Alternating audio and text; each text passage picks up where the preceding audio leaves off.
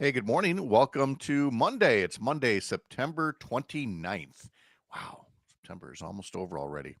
And yes, I will eventually change that photo of Lake Wissota, put some fall colors on there. They're starting to pop right now. We'll get a little bit more and then we'll get that all updated. Here's the usual Monday thing where Pat has to move his monitor, make sure his camera's all centered up. There we go. All right. Hope you had a good weekend.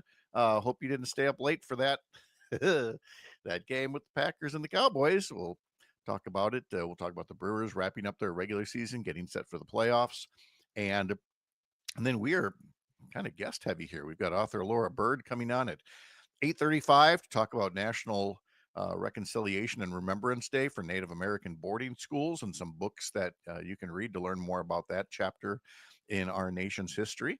Let's see. We will also be talking to an expert in AI cybersecurity about the things that businesses and their customers need to know about, the deep fakes, but especially the phishing attempts. Phishing through phony emails is getting more sophisticated. And so you need to be more careful than ever on what you click when you're out there on the interwebs. We'll have Dr. Kristen Lyerly here. She had a busy weekend to talk to us about. Salina Heller will have a story that she's doing not for Up North News, but for our sister publication, Iowa Starting Line, where Republican politicians there have been making moves to undermine the public employee retirement system. We have one of the strongest such systems here in Wisconsin. Could we see that kind of political meddling here? Give a listen to what's happening in Iowa as a cautionary tale.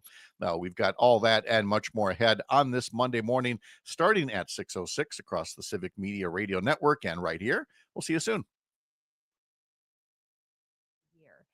The data shows there was an even bigger drop among graduate and professional students. UW-Madison has 9% fewer of them this year.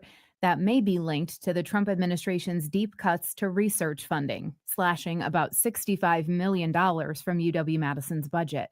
Chancellor Jennifer Mnookin had advised faculty to consider admitting fewer graduate students because of those funding cuts. Meanwhile, the university has risen in the rankings. U.S. News and World Report puts out its best colleges list every year. It considers tons of different factors, including value, job security after graduation, and even things like life on campus. This year's report named UW-Madison the 12th best public university in the country. It moved up one spot from 13th last year. When looking at all colleges across the nation, UW-Madison ranked 36th, up from 39th. In 2024. I'm Savannah Tomei Olson. You're listening to 92.7 WMDX News. An overtime that ends in a tie. Hi, I'm Mike Clemens with Sports from Dallas, where the Packers and the Cowboys played a full overtime period and Green Bay kicking a field goal to end the game in a 40-40 tie. Packers head coach Matt LaFleur on why he's disappointed heading into the bye. It's disappointing, just too many critical mistakes that led to that tie.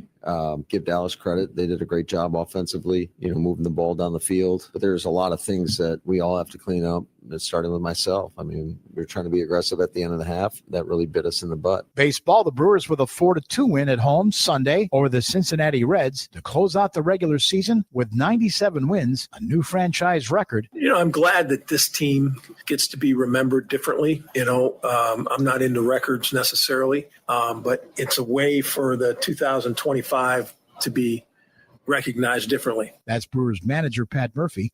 With sports, I'm Mike Clemens. Farm news that impacts you and your community from the Midwest Farm Report throughout your day on 92.7 WMDX. It is going to be mostly sunny today with a high right around 85 this afternoon. Tonight, partly cloudy. We're going to drop into the mid to upper 50s for an overnight low. Tomorrow, more the same, partly cloudy with a high in the low to mid 80s. I'm meteorologist Sean Cable. Temperature now 52. I'm Rick Smith, host of The Rick Smith Show. If you're looking for honest talk, real stories, and straight-up news that matters to you, tune in to The Rick Smith Show. We're digging into the issues that affect your job, your family, your future. Join me weeknights at 9 on the Civic Media Radio Network, because your voice deserves to be heard. That's The Rick Smith Show, heard weeknights at 9 right here on the Civic Media Radio Network. The Todd Albaugh Show. We don't always agree politically, but Bill McCoshen. Thanks for having me. You want to talk Brewers first? It's been a really special season, and it's not whether you're wearing red or blue hats, it's yellow and blue. How do you come together in politics? This is one of the ways. Yeah. Find some common ground and then expand on that. And then you got to listen to the other side. Our neighbors are not our enemies. We can disagree politically, but still find ways to bring our community together. The Todd Albaugh Show. Weekdays 2 to 4 on your local Civic Media radio station and on the app. Pete Schwaba. On the next Nightlight, I welcome comedian Mike Lucas and director, producer, and founder of Wisconsinology.com, Frank Anderson. Thank God it's Monday. Let's light it up. Nightlight with Pete Schwaba.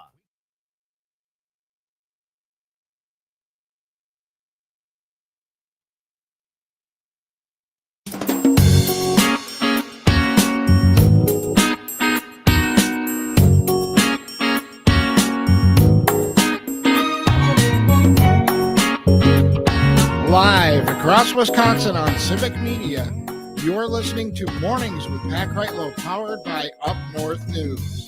Now, from our Lake Wissota studio, here is the founding editor of Up North News, Pat Kreitlow. Well, hey there, Wisconsin. Good morning. It is 6:06 on a Monday morning, September 29th, 2025. It's another beautiful morning to have you here up north, live from Lake Wissota, from wherever you're spending your mornings, listening across the Civic Media Radio Network or catching us on YouTube, Facebook, podcast, however you got here. It's nice of you to start your work week right here, where maybe you're a little more tuckered out than others, or maybe not. Maybe you were a little wiser than that. So I got a question for you. Aren't you glad you didn't stay awake for that stinkeroo? Huh, Parker? Parker Olson, producer. Aren't you glad you didn't stay up for that mess? That, boy, do I feel better that I went to bed. Aren't you glad? Parker, wake up. Parker. Pat. You stayed up for the game. You stayed up for the overtime. I stayed up for that freaking game. For a tie. And won a tie. A tie in which Matt LaFleur did all the stupid things he's been doing stupidly for a long, stupid time. And I feel stupid for having stayed up for such a stupidly long amount of time. And Pat, I had slept on a couch on Saturday night, so I wasn't well rested to begin with on Sunday. This all sounds stupid. It's very stupid. It was a stupid Sunday for Parker and for Packers clock management and all the other things to end up in a 40-40 tie. Now, I went to bed after the Packers scored and made it 20-16, and I so you woke up and went, oh. I woke up, I saw 40-40 time, like, oh man, good call out of you. So I had a full weekend as it was. I was at the Brewer game Saturday night, and some traveling over the weekend, of course, down there to see you guys on Friday. So I was ready Sunday night to go, especially. I mean, the first half was not, well, it was stupid too. It was not pretty. I mean, it just wasn't. No. And so I did not feel like, oh, this game's going to get more exciting and better, and I'm going to want to stay up for that. No, Roger will not answer our question. He says, I'll take the fifth.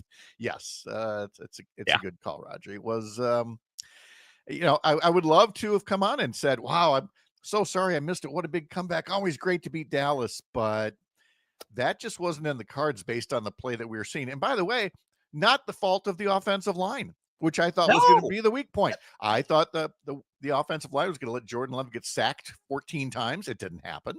The problems were, Jordan Love getting, fumbling when he got sacked, and apparently Matt LaFleur, very bad clock management.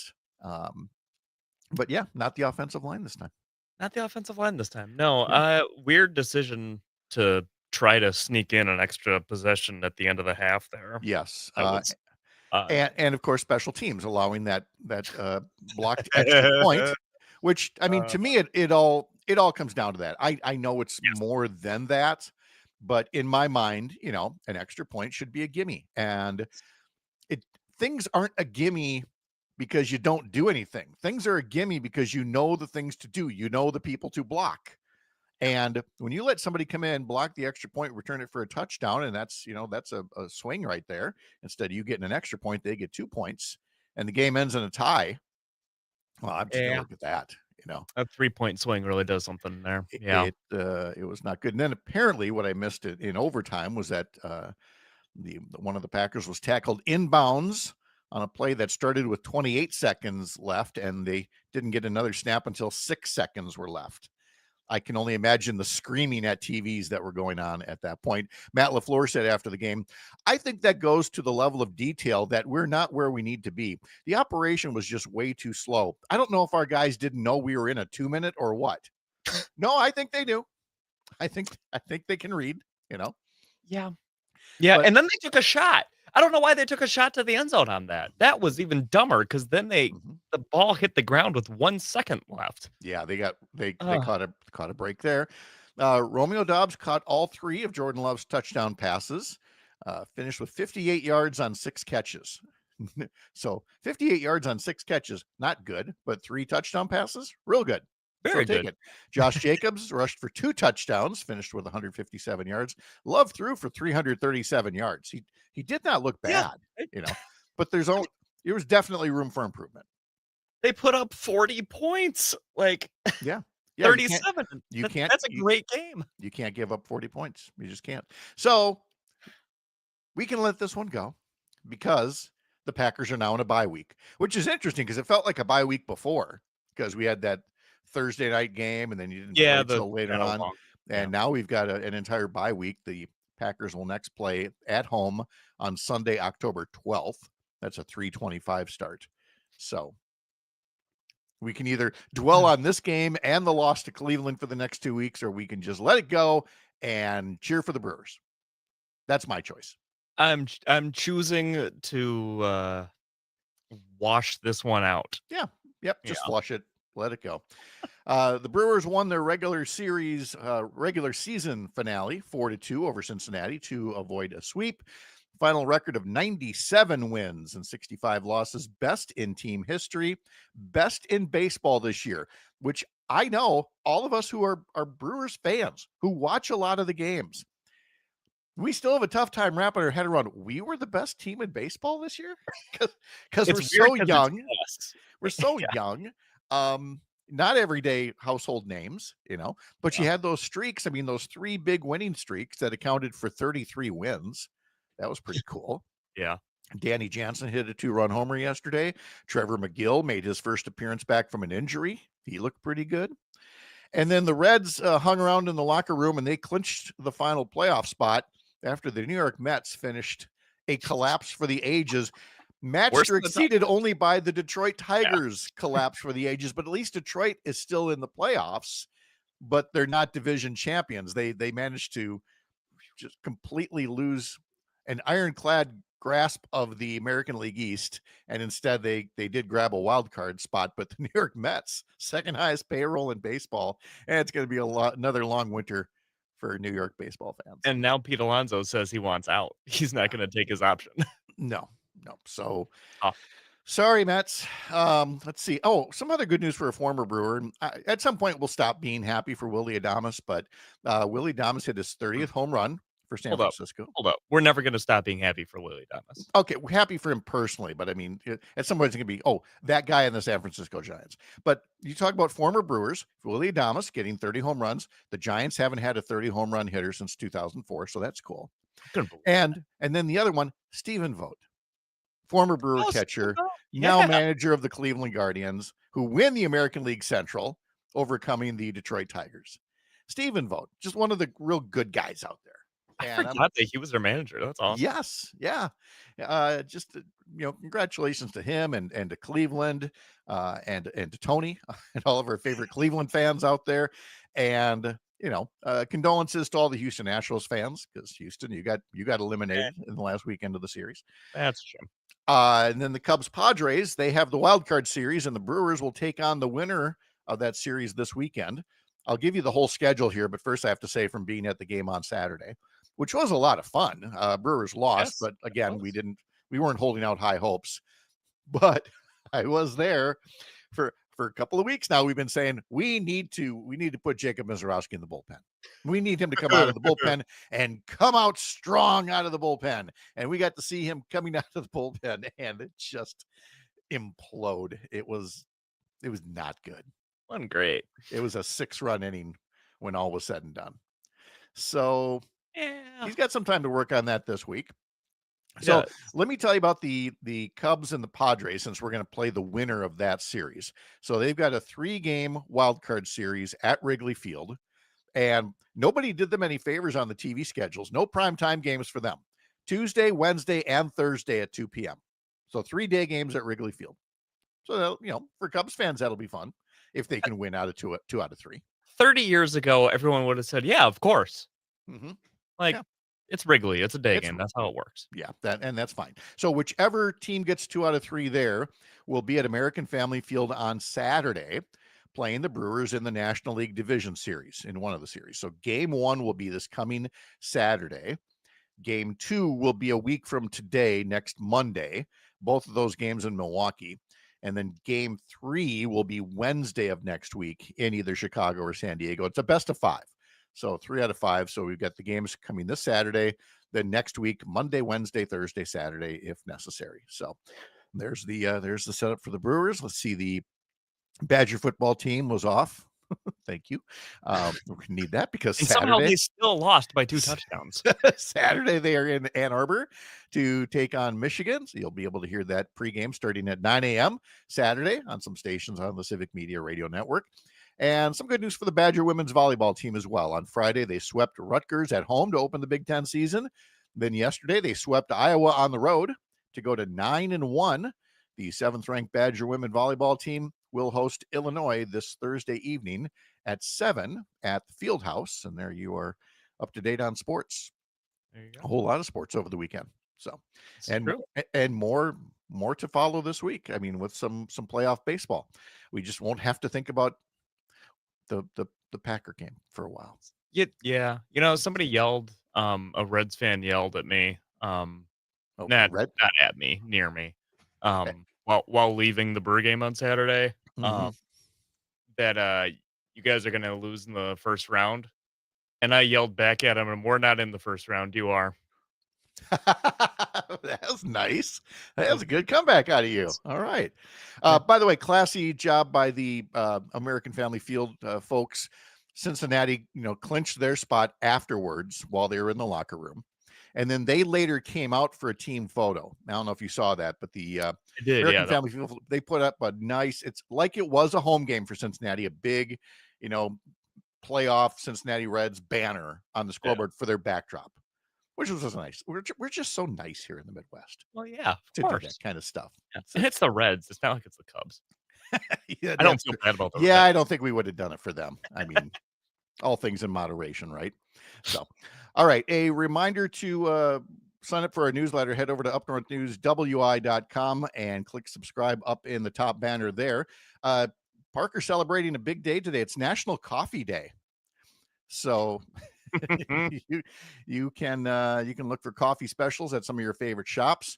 By the way, in case you were wondering about the guy that said he was going to bring down inflation on day one, the average price for a pound of ground roast coffee is now $8.87. That's up 40% from a year ago, according to the Bureau of Labor Statistics. So also in the newsletter today, Buc-ee's is coming to Oak Creek at 73,000 square feet. It will be the largest convenience store in the world. Convenience in quotation marks.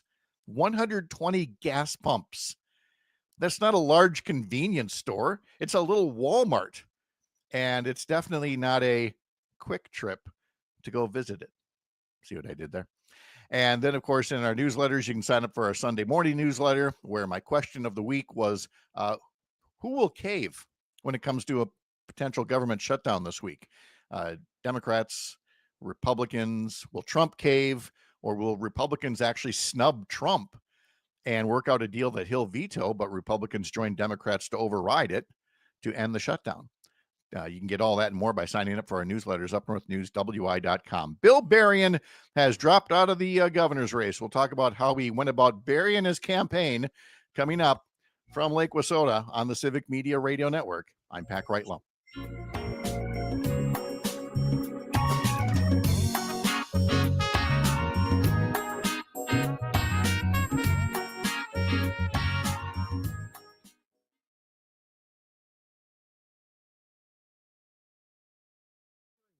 is frustrating. If you're not sure what others are saying in conversations because of loud background noise, why not call Madison Hearing Aid Center? 608-249-4077 is their number. They offer fast and flexible appointments. Talk to Jim or Sarah. They're helping people change their lives with better hearing. Get a free hearing test online at MadisonHearingAidCenter.com. That's MadisonHearingAidCenter.com, 4706 Cottage Grove Road in Madison. Tell them John and Gordy sent you.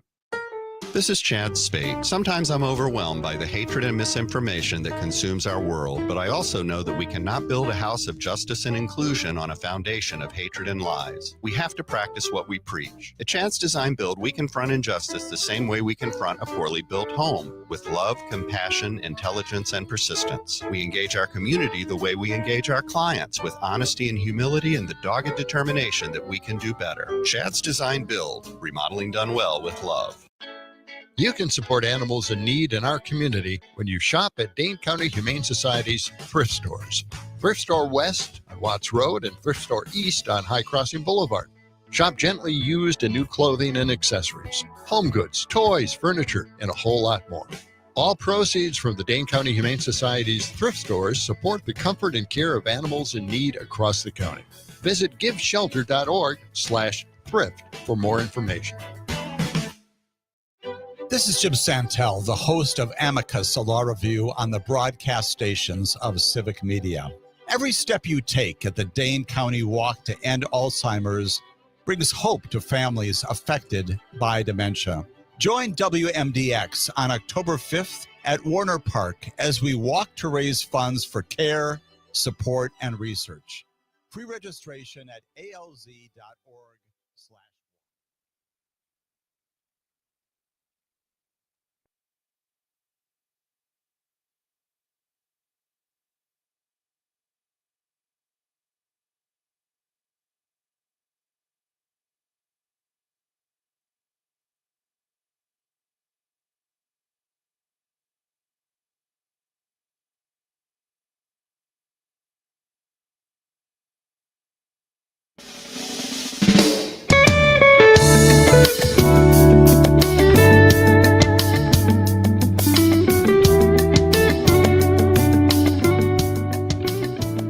Tomorrow on the program, our usual Tuesday guests, Dan Schaefer from the Recombobulation area and Cam Stevenson from Courier Newsroom, who has the Below the Beltway newsletter direct from the nation's capital.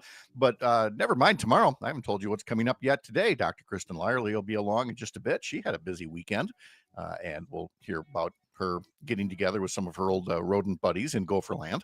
Salina Heller will be here, and she has a report about public pensions, public employee pensions, and how in Iowa, Republican politicians have been working to undermine that. Is that something we should be watching warily from over here in Wisconsin? We'll talk to author Laura Bird. This week will mark a National Day of Remembrance and Reconciliation for the tragedy that was Native American boarding schools in this state, and there are several books that she recommends to learn more about it. We will have a guest at 7:35 talking about artificial intelligence and AI cybersecurity. Apparently, the amount of phishing emails being generated by AI and being made to look more and more real and fool more and more people is extremely concerning. And so we'll talk about the things that you can look out for. And if you're connected to a business in some way, shape, or form, what that business ought to be doing to try to avoid phishing scams. We'll have Jane Matnair telling us what's coming up on her program. We will also have in our next hour the Go for the Green and Gold contest keyword of the morning. We'll have a keyword coming up after 7 o'clock. You'll have to text it to us before 8 o'clock, and that'll be the first of 7 opportunities to enter the contest, where you can get cash and jewelry as daily prizes and the grand prize ticket package to see Green Bay versus Minnesota, a Green Bay home game, a little football to be played in November with some great indoor seats, a wonderful prize package to tell you about. Again, that is right after the 7 o'clock news. All right, well, on Friday, there were some changes to the 2026 candidate field already, which I know feels weird because it feels like candidates are still getting in, and they are. There are more candidates to come yet in these races, but a couple of candidates have already exited. In the 3rd Congressional District in western Wisconsin and part of central Wisconsin, there have been 3 Democrats who have been looking to take out Derek Van Orden next year in the general election. But first, you have to get through a primary in August of next year. And those include Becca Cook, who ran against Van Orden last time around. There's Emily Berge, the Eau Claire City Council president. And there's Laura Benjamin, also of Eau Claire and a former Eau Claire City Council member. And Laura Benjamin announced on Friday that she was suspending her campaign. And then the bigger news came out of the race for governor, where Bill Berrien has dropped out of the race. The businessman who appeared to be an unlikely candidate for governor from the beginning became less so each time he tried to answer questions. And then especially when he tried to answer questions about his web browsing history, which again, in and of itself, it's not a bad thing. It's a different thing when you demonize certain people and then it turns out that that's a part of your web browsing history. That was Bill Berrien when it came to the transsexual community. So Bill Berrien put out a statement that said, quote, "After hunting down war criminals in Bosnia as a Navy SEAL platoon leader, I had no idea that running for political office could be almost as dangerous." Berrien said he considers himself very intellectually curious, believing it to be a strength to show broad intellectual interest. The media cherry-picked a handful of individuals and articles that came across my social media feed that I then followed without the faintest clue as to an author's lifestyle choices 6 or 7 years ago, and painted a salacious and sensational picture that was clearly targeted to force me out of this governor's race. I respond, "No, sweetie, nobody forced you out. You did that all by yourself. You ran on a platform of targeting people for scorn, and potential government targeting had you won. You referred to transsexual people as engaging in, quote, radical social experimentation. Well, part of the process of learning about new candidates for office is to ask questions and see what kind of a record they've made of themselves. Sometimes it's the words that we say and write. Sometimes it's the actions that we take, not knowing at the time that we'll be a candidate someday, but the record is there just the same. And in the internet age, that includes the things you choose to follow publicly.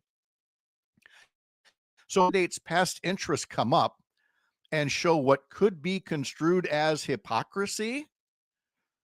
It actually gives you an opportunity. It's a free window to clarify your values. And Bill Berrien could have simply acknowledged curiosity. Bill Berrien could have referenced a desire to learn more about a vulnerable group so that he could potentially be an ally to them as governor. That's not what he did. Instead, he lashed out and he blamed others and gave us this, baloney about cherry picking and the media. And then said running for office is almost as dangerous as being a Navy SEAL platoon leader. I got to say that between his candidacy and what we've seen out of Derek Van Orden, Navy SEALs are going to have a tough time running for office in the future if this is the caliber of candidates that they get. Thank you for your service. You're tough people. You're brave people. But again, that doesn't automatically make you a great candidate or a congressman or a governor. Same goes for Bill Berrien's business experience. It may be very laudable, may be noteworthy, may be successful. That's not enough of a qualification to make you governor, much less the candidate for governor who can win over the most voters. Politics actually is harder than a lot of people want to acknowledge. It takes work, and running for governor without serving at any other office level first is not something that most people would recommend who've been inside there. So, Bill, you are in charge of Berrien your own campaign. We wish you well in the future. Coming up next, today's history lesson and more TV tunes. Yep, it's another TV tune quiz coming up. I'm Pat Kreitlow. This is the Civic Media Radio Network.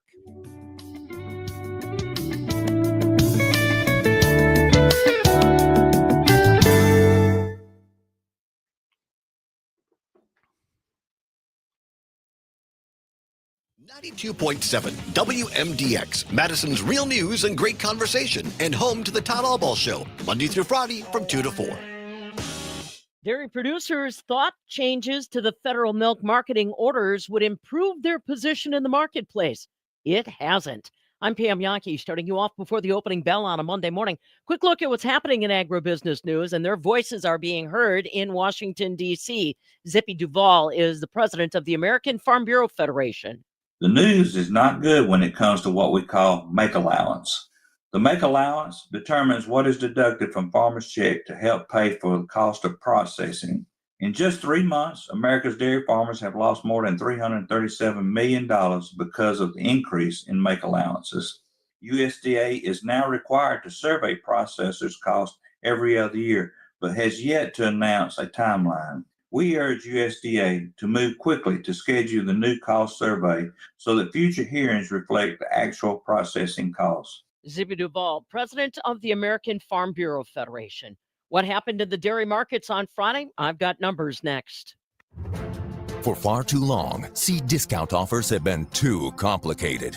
But today, the Seed Pros of Channel make our stand. No more confusion.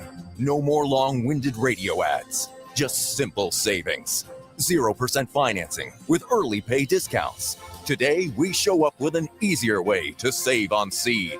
Talk to your Channel Seed Pro to get all the details and see what you could be saving. Channel. All in. All season. Unique farming operations need unique financial solutions. Ag Country Farm Credit Services offers customized financing that fits any size farm, ranch, or agribusiness. The next time you're in the market for more land, equipment, facilities, or maybe even an operating loan, contact the team at Ag Country. They know agriculture and will work for you. Ag Country. Focused on ag, focused on you. Ag Country is an equal opportunity lender. On Friday in Chicago, the barrel cheese dropped 2 1/4 cents to 162 1/4. 40-pound block cheese down a penny and a quarter, 162 1/2. But AA butter on Friday finished the week another 8 cents stronger at $1.72 per pound. This morning in Chicago, October Class 3 milk that goes into cheese is up 7. Hello. Good morning. How are you guys? Good. How are you? Did you stay up too late? Mm-hmm. Everybody did. Yeah. Well. It got real fun when my third son, who is not a sports kid, suddenly entered the chat and said, Jordan Love needs to stop throwing the ball at ghosts in the end zone. And this is a kid who doesn't actually watch football, so that made me very happy. And then we allowed him to come into the chat where the rest of his brothers were. And we had a family moment. Oh. Usually Lindsay is not invited because, you know, he likes attention and he spoils it for everybody else. But we invited him. Oh, this sounds familiar. Yes. Okay. like the way Sherry and the girls banished me from the room whenever they were watching Grey's Anatomy in the early years. Mm-hmm. Because I would just sigh. Like, so dumb. Mm-hmm. Mm-hmm. They banned me, and guess what? They all stopped watching eventually too, because it was dumb. Come on, it's medically right there. Yep. I honestly have never watched it. Consider yourself lucky. Mhm. All right, let's see. Are we putting our locations in the thing now? I always have. Always done that. Yeah. Mm-hmm. Except you're a host. You have a show, so I mean, Yeah. it's Got something to advertise. cities or promos. Plug things. And you said some big change was coming. Yeah, we did something really different with the show this time. And now it's like, it's got more video appeal. It's on YouTube.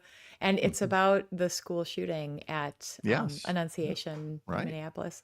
Yeah, that was all part of my visit this past weekend. 30 seconds. Okay. Bet you had a little fun too. Oh, yes, I did.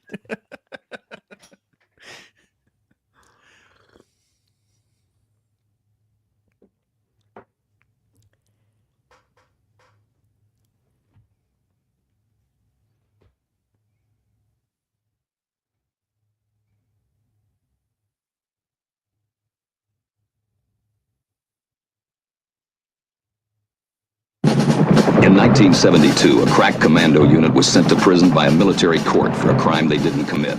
These men promptly escaped from a maximum security stockade to the Los Angeles underground. Today, still wanted by the government, they survive as soldiers of fortune. If you have a problem, if no one else can help, and if you can find them, maybe you can hire the A-Team.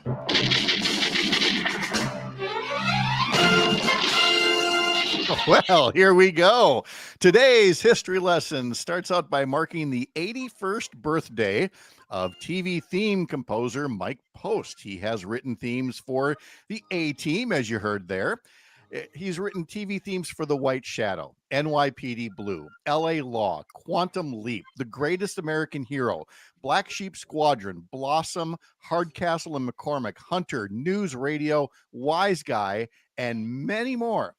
In fact, let's see if you can name some of Mike Post's better known themes. That's right. It's time for another edition of TV Tunes Pop Quiz.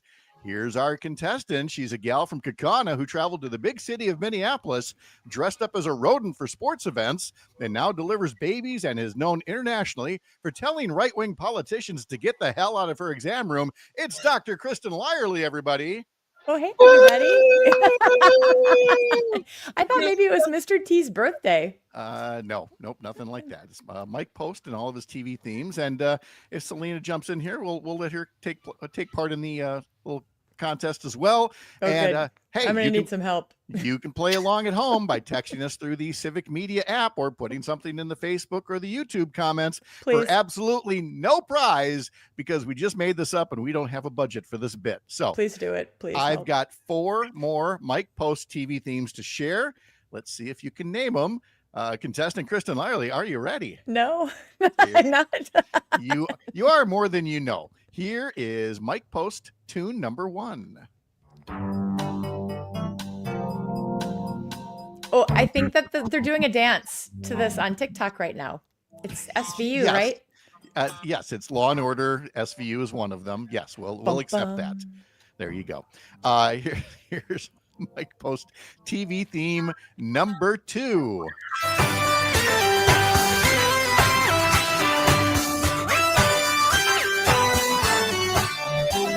Oh, I definitely know that, but I cannot tell you what it is. If I told you James Garner was the star, would that help at all? Oh, the Rockford Files. There you go. Very nice. Look at you. 2 for 2. All yay. right. Here we go. Here's Mike Post TV theme number 3.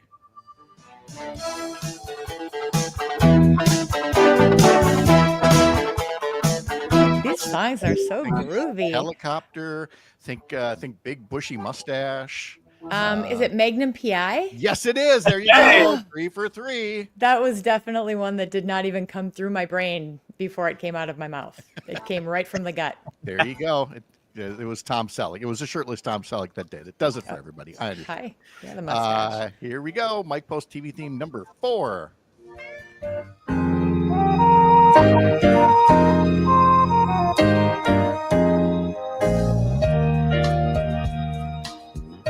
Cop Show, 1980s. St. Elsewhere? No, Hill Street Blues. I'm sorry. Oh, you were so close.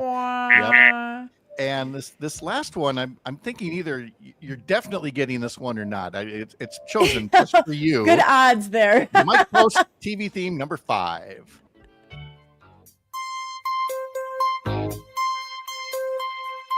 This is ER, isn't it? No, close. Good guess. It's in medical show though. Of course it is. Yes. Because of the pinging. Yes. With a very young doctor. Doogie Howser. There you go. Congratulations. You got 4 out of 5 there. Ish. With some clues. Yes. Tony on YouTube. Back in the day. Missed his calling as a TV game show host. No, Pat started as a TV game show host. Oh, really? At the college TV station at UW Eau Claire. Yes, that was the host of their Family Feud knockoff Wing Feud, where wings of roommates from different dorms would compete against each other. Oh, I like that. Yes. Oh, if only it were like now, where there would actually be some footage and we'd be able to see it. There is footage. There is footage. It's buried somewhere. I'm sure it's not on YouTube and may never leave my basement. We'll see. But that is also how I knew early on in college that Sherry was the right one for me. because we had a knockoff version of the Newlywed Game called the Roommate Game, where you and your roommate come on and you are asked questions about each other, like the Newlywed Game. We Well, had one. Sherry, one of the roommate groups didn't show up, and so for comedy relief, they put me and Sherry on. We're not roommates. We're living in two different dorms. We hardly know each other. We just started dating, and yet we won. We got all the questions right about each other. Oh, that's so sweet. I know. So yeah, I've got a little game show stuff. How are you, by the way? You had a busy weekend.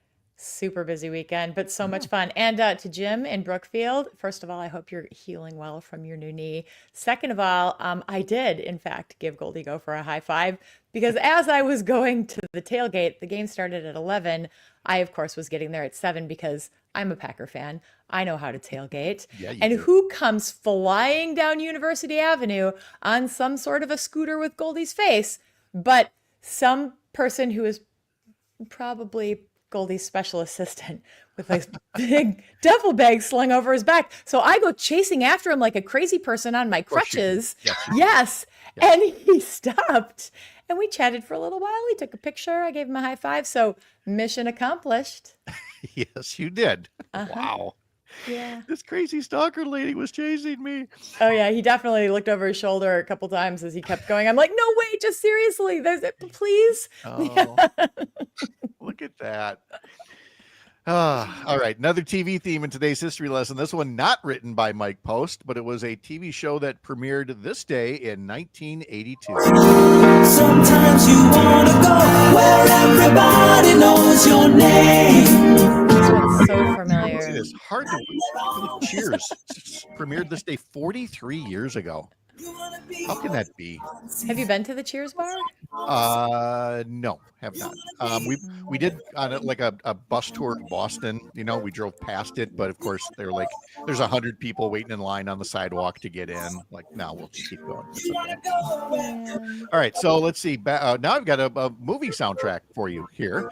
On this day in 1977, a group named Miko had a #1 hit with their version of one of the tunes from the original Star Wars movie.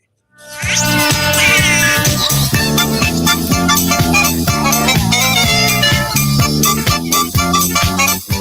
of course, was the Cantina Band theme from Star Wars. This day in 1977 was the #1 song in the country. Yeah, it was just the beginning. We had no idea what Star Wars would become. No idea. It was just it was this cute little movie, you know, in space. We're not going to hear about it after this year. We were wrong. On this day in 1963, the Rolling Stones got their first concert tour as an opening act.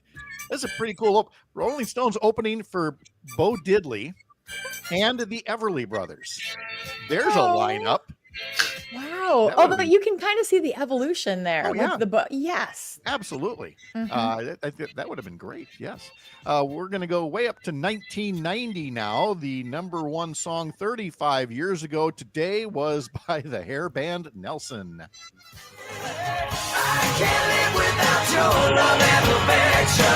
I can't face another night on my own. Are you looking at the video clip there? Did you realize they could be any one of these three could be Kristen right now, Kristen Lyerly, or either one of the Nelson brothers, the exact same hair? They're twins. Blonde hair. They're Very twins. much a They're hair band. Ricky Nelson's kids. Yeah, I know. Yes. Yeah. And And their sister Tracy was in Square Pegs. Ask me a question about the Nelson family. I don't know why. Nelson family trivia. Hey. See, that's the trivia question. There you go. Show I should have been ready for. The Las Vegas Sphere opened on this day in 2023 with a concert by U2. So 2 years ago today was that. And let's see, I've got a text line coming in for you. Jim from Brookfield says, "Thank you, Dr. Lyerly, for tracking down Goldie for a high five. One of the Big Ten's better mascots." Yay. Yeah. Thanks, Jim. Great. All right, let's see. On this day in 1977, Billy Joel released a little album, this studio album, "The Stranger." It did all right. Songs like Title Track and "She's Always a Woman," "Only the Good Die Young," "Moving Out," "Vienna," "Scenes from an Italian Restaurant" sold more than 12 million copies. So I guess it did all right. You know, there's a great documentary, a rockumentary about Billy Joel. I think it's on Apple. I can't It's believe so, I haven't so watched good. it yet. I have to watch this. It's so good. I love those rockumentaries that don't like sugarcoat things and they talk about like the grit and the real life stuff. And this one does that. And I loved every minute of it. I just keep forgetting to sit down and watch that thing. So I can do that. I was thinking of maybe watching last night's Packer game, that the parts that I missed because I recorded the game when I went to bed, but I clearly won't need to do that. So that's just fine. And finally, on this day, 41 years ago, the number one song was by Prince.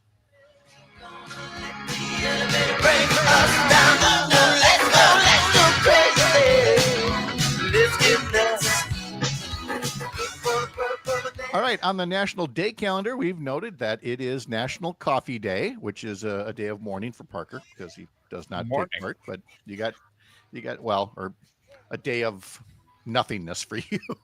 No coffee there. Every day is a morning day for Parker. Yeah, that's right. Morning. Yeah. Kristen's got her favorite coffee. We did it. I know we asked you before if you have a favorite coffee spot in your neck of the woods that you like to plug. Kavarna Coffee on the west side of Green Bay. Love that place. Yep. And I don't know what they have, but a whole lot of other coffee shops have specials going on today. So if you've got a favorite coffee shop, if you don't stop there every day, maybe today is the day to do that and find yourself a deal. I got a deal on a coffee or on a mug. I got that Quick Trip mug. Did you get a Quick Trip mug at the Brewer game Saturday, Parker? I did. I was very happy about it. Did you? Yes, I did too. Yeah, it's very nice. And I was going to show up at like every Quick Trip on the way home yesterday from Madison and stop and just impress people like, ooh, you got the new Brewers mug. Now, Yes, see, I do. I read it wrong, and I thought that we could use that in the stadium. So I brought it with. I realized it before we got somewhere. Yeah. But yeah, I was a little disappointed with that. No, you get to use it every day after this, though. Let's see. Today is International Awareness of Food Loss and Waste. Oh, that is interesting. That is a good one, especially Because if we waste like half of the food that we buy. Yes. So, if you can do, composting or just be more aware of the food you're throwing away, that's a good thing. Oh, wait. Shout out to Rooted In Green Bay that takes that food that otherwise would go in the garbage or in the compost and repurposes it and makes sure that people get to eat it. How about that? That is good. Yes. Twofer. Let's see. It's World Heart Day. So take good care of your heart. That's all we Good can. day to make your preventive care appointment. Oh, very good. See? Yeah, I knew there'd be an angle from you. Mhm. And this is also Silent Movie Day. The jazz singer from, what was it, 1927 premiered this week. What was the movie that won like all these Academy Awards and things? It was a silent movie like about 5 years ago. Oh yeah, I didn't watch it. The I didn't artist, either. the something. The artist, right? I think that's what it was. Something like that. It was black and white too, wasn't it? Yeah. And everybody thought, oh, this is so revolutionary, but is it going to bring back silent movies? No, it did not. Yeah. It turns out we actually like having sound Mhm. on our movies. Kind of like on the radio. We can't do silent radio. It doesn't work well that way. It's So pretty hard to do that well. Yep, we just kind of Some people would say it's better though, depending on the depends on the program. Yeah, debatable. There are those mornings. Yes. Still coming up, we'll be visited by Salina Heller from Up North News, who is going to tell us about a story that she's working on for our sister outlet in Iowa about Republican attacks on the public employee retirement system and whether we could see something like that here in Wisconsin someday. I'm Pat Kreitlow. This is the Civic Media Radio Network.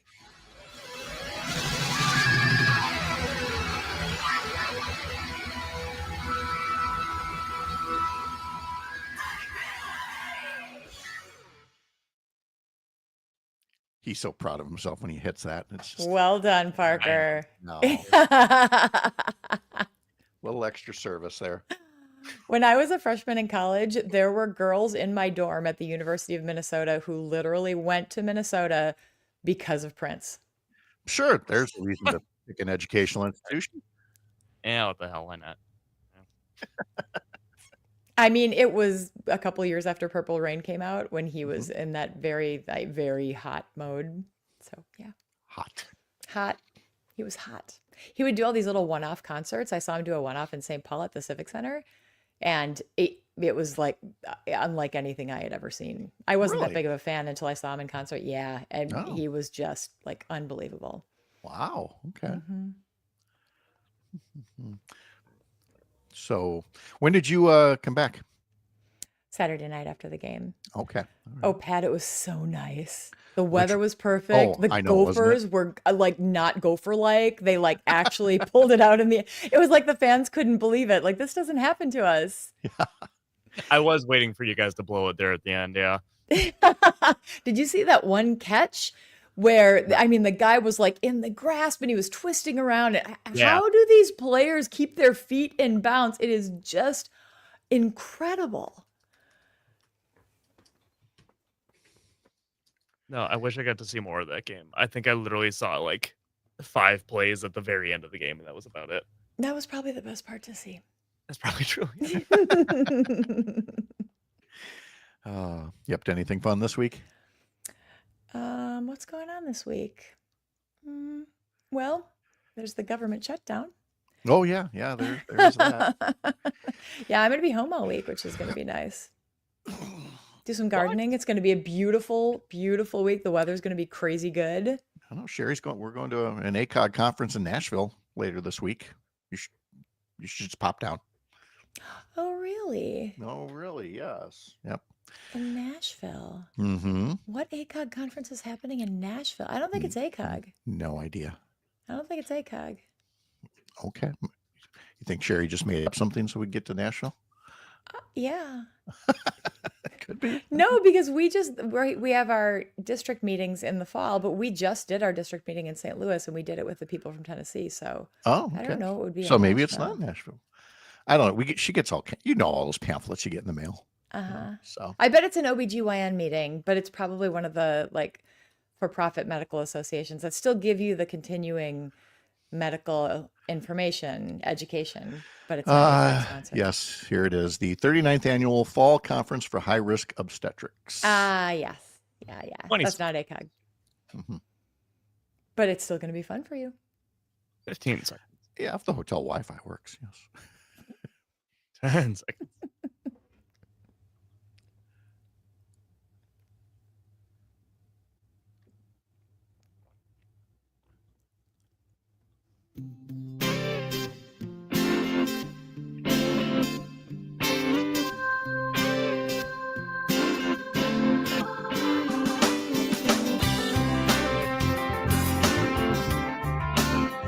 Welcome back on a Monday morning, September 29th, 2025. It is just about 6:53. Salina Heller from Up North News joins us as well. Ms. Heller, good morning. How are you?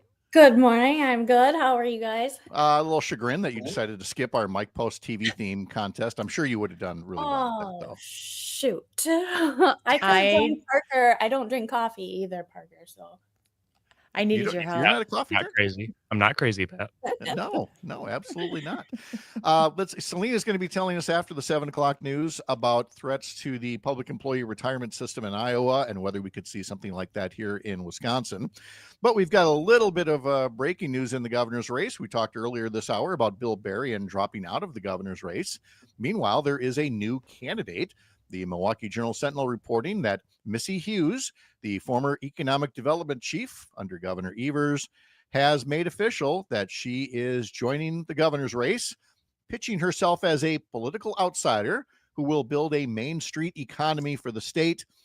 Missy Hughes served as secretary and CEO of the Wisconsin Economic Development Corporation for the past 6 years before stepping down a few weeks ago.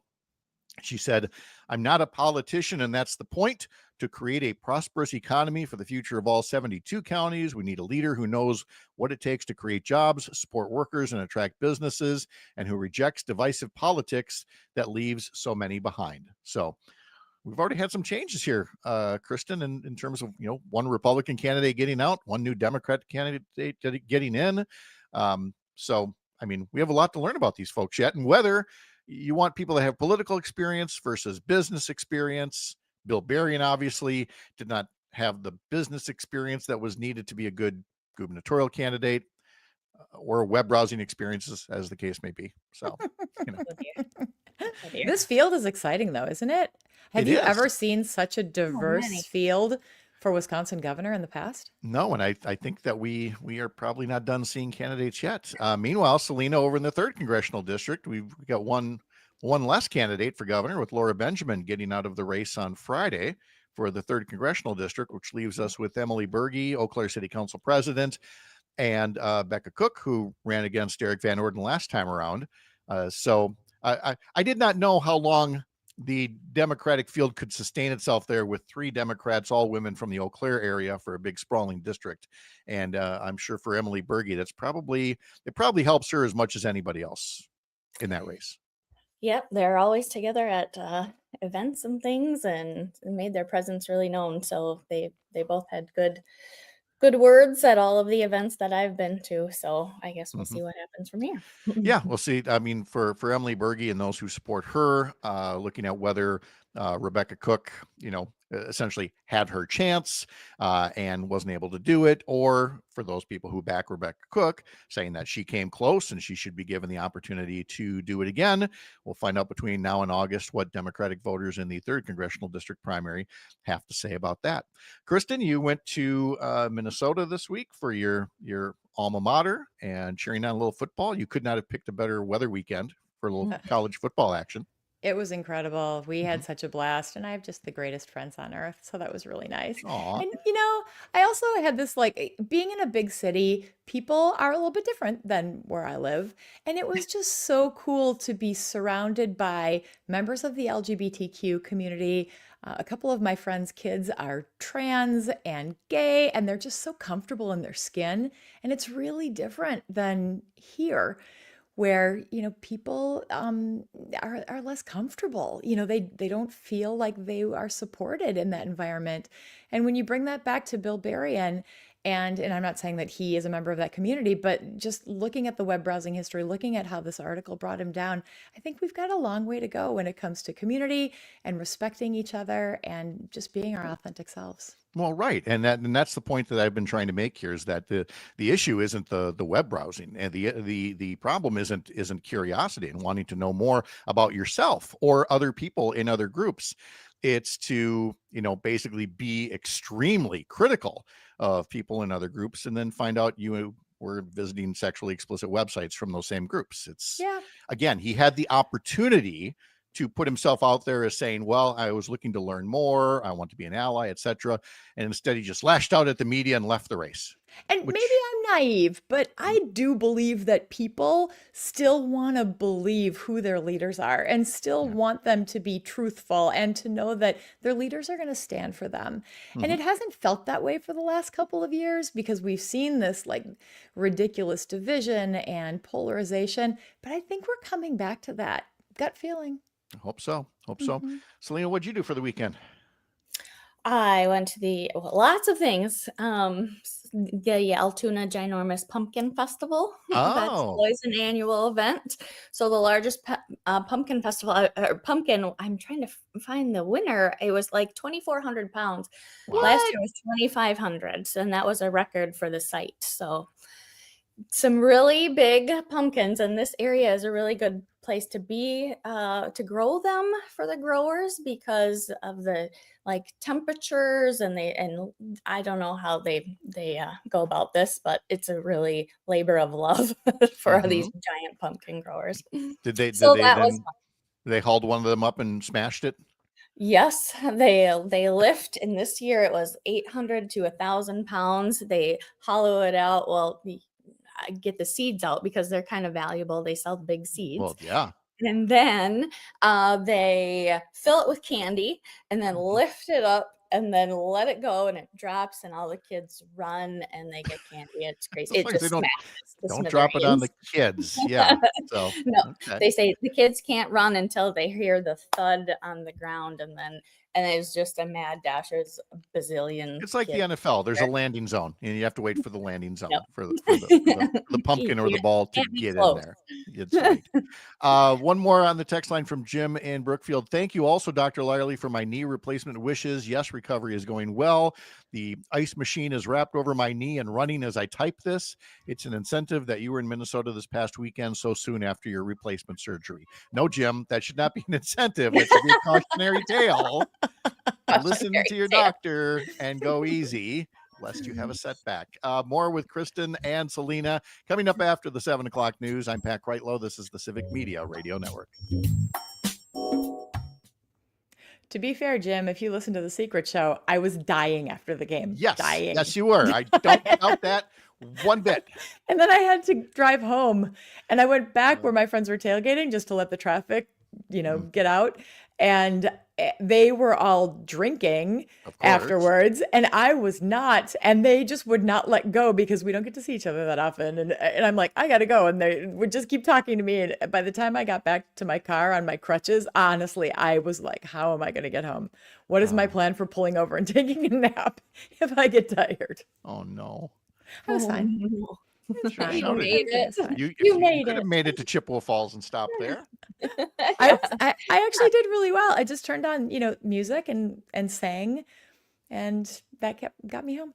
All right. Oh boy. Are we going to talk about the church shooting in Michigan? Because that is a great segue to my show last weekend at Annunciation about Yes. Annunciation. Yes. We're going to start with Salina's. Salina's got a 3-minute you get package that we're going to play. Downloaded? Yeah. Oh, you did. Yeah, You there's a got little it? button that says download, and I hit it, and wouldn't, it no matter downloaded. what I did, it wouldn't do that. I had a hard time getting it too at first. When I first put it into the program, it didn't work, but then I restarted the program and it came in. Okay. Good. Really. I'm going to grab some coffee. Okay.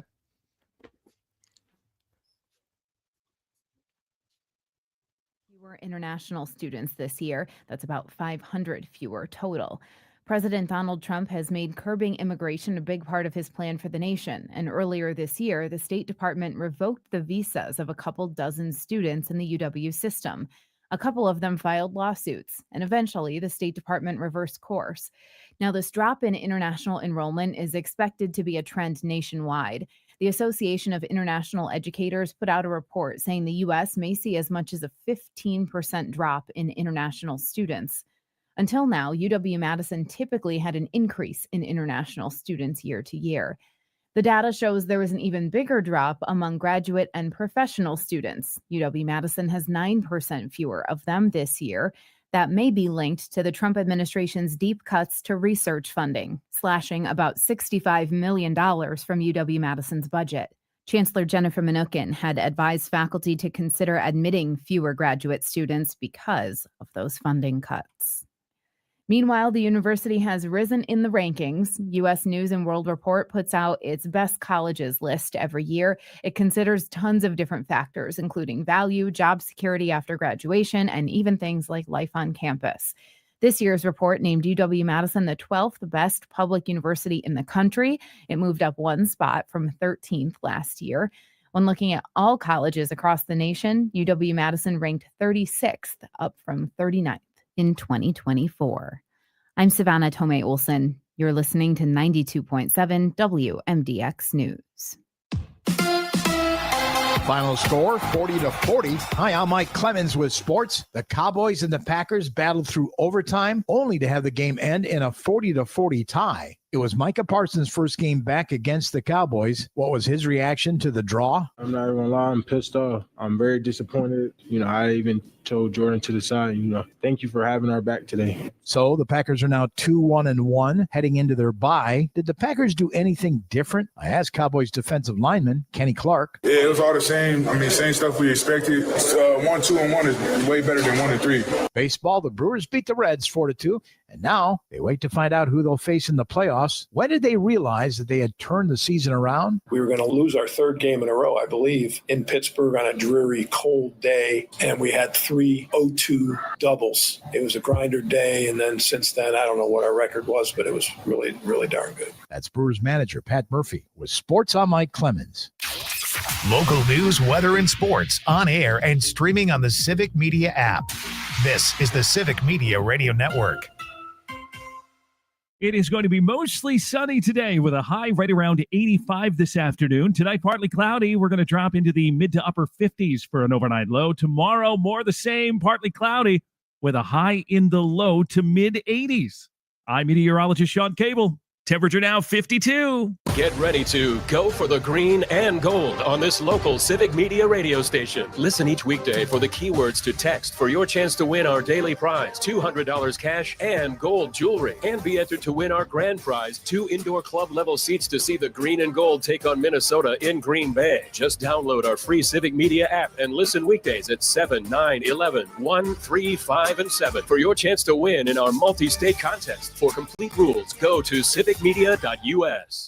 Shop Furlough Mattress during our Labor Day sale. It's our biggest sale of the season. Get a free box spring with a mattress purchase, or upgrade to an adjustable base and save even more. At Furlough, every mattress we make is factory direct and custom made locally for you, and it's backed by our lifetime comfort guarantee. Don't fall for the other guy's mattress gimmick. Back in 25 seconds.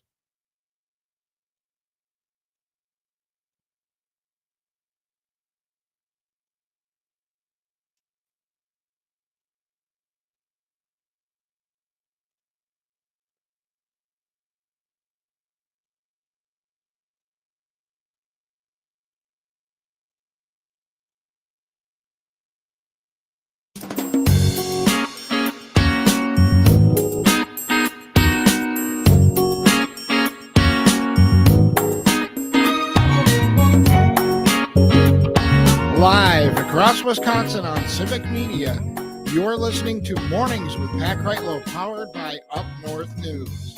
Now, from our Lake Wissota studio, here is the founding editor of Up North News, Pat Kreitlow. Hey, good morning. It is 7:06. Nice to have you back here up north on this Monday morning. It is September 29th, 2025. Parker Olson producing things down in Madison Studio A2. Dr. Kristen Lyerly and Salina Heller are both here. Salina Heller has a story about public employees and a solid pension retirement system here in Wisconsin. Same goes in Iowa, but now some Republican politicians have been undermining it. We'll be hearing all about that. And then coming up yet later this morning at 7:35, Raul Pavar works with AI cybersecurity, and we'll have some advice on how to avoid deep fakes and phishing emails. Then at 8:05, we will be talking to Ellsworth teacher Krista Lasecki. Well, I should say former Ellsworth teacher Krista Lasecki. She's one of the people that Congressman Derek Van Orden and other Republicans have had fired as part of the new Red Scare in this country. God forbid you say something critical about Charlie Kirk, who had a lot of critical things to say in his own short lifetime. And this Ellsworth teacher, after a 30-year career, is out of a job because of a congressman who wanted to politicize an assassination. So we will talk to her coming up at 8:05. Then at 8:35, Laura Bird will be here recommending some books for us, especially books that tie in with this week's Day of Remembrance and Reconciliation, about the tragic part of our history revolving Indian boarding schools. So we have a lot to cover, along with the Packers ending up in a tie with Dallas, 40-40, when all was said and done. The Brewers beat the Reds and move on to the postseason. They wait to find out who wins between the Cubs and the Padres. That series starts tomorrow at Wrigley Field, with games Tuesday, Wednesday, and Thursday afternoon, if necessary, to see who will be at American Family Field on Saturday to take on the Milwaukee Brewers. Brittany Merlot is off today. It is time now to play today's first round of the Go for the Green and Gold Text to Win contest, where you can win a daily prize of cash and jewelry. And you could be in the running for a grand prize as well. So head over to the Civic Media app and use the text feature so that you can send a text to one of the stations and text us this keyword before 8 a.m. The word is early, as in early morning, EARLY, early. Text us that before 8 a.m. for a chance to win that daily prize, which includes $200 cash and a gold-plated chain. And then one grand prize winner out of all the entries will get 2 club-level indoor seats to see Green Bay versus Minnesota play a little football, a Green Bay home game on November 23rd, plus a gas card to get you to the game. Total value of the grand prize is more than $1,500. Full contest rules at civicmedia.us. Again, by 8 a.m., text us the word early, EARLY. All right, 7:09 right now, and Salina Heller works on stories for Up North News, but also for some of our other Courier newsroom outlets, including Iowa Starting Line, where Salina in Iowa, they have, much like in Wisconsin, public employees have a pension or retirement system there. In Wisconsin, we have one of the strongest, most secure, healthy retirement systems in the country. I don't know what the status was in Iowa compared to Wisconsin, but things were working well until some Republican politicians decided to try to undermine things. Do you want to set up the package that you put together that we're going to play? Sure. Yeah. In Iowa, too, it was pretty highly regarded. IPERS, it's called Iowa Public Employees Retirement System. And yeah, IPERS was a very strong system. It still is. And so, everybody questions, why would we change it? So there's a DOGE task force convened by the Governor Kim Reynolds in Iowa. And she started this task force in February and wanted recommendations today. So they've been coming up with recommendations to cut things in Iowa and supposedly save money. And they've been having meetings. And so one of their meetings earlier this year was talking about one of the big things, the controversies, was changing IPERS. And their recommendations, like I said, they're all going to come out today, their final countdown. And so here is, I talked with a few people in Iowa about this. And then I got contacted from a lot of people who were in the IPERS program after I just asked somebody, can I use your photos? And then I just had this influx of people that were like, and their slogan is hands off my IPERS. And so I got a lot of people talking to me after that. It's definitely touched a nerve. Let's give a listen to Salina's report. 37 years. That's how long Terry Dutcher's career as a teacher spanned in Iowa. So I started teaching at Waterloo West Junior High in 1970. And if you talk with Terry, you'll find out fast that she cherishes all of the people she met along the way. A lot of us, we were all together at West Intermediate for probably almost 20 years together. And as I said, I'm still in contact with a lot of my former students. While friendships are a memorable benefit of her nearly 4 decades as an educator, Terry says she and many of her colleagues lived paycheck to paycheck. So it was the benefit of IPERS, or the Iowa Public Employees Retirement System, that paid out respect. It made me feel appreciated after I retired. We make an investment in IPERS as a state because these people are very important parts of our public services. So our teachers, all of our state employees, local fire and police, those are incredibly important roles to our communities. We have to show their value by providing a good retirement for them. I mean, that's what they deserve.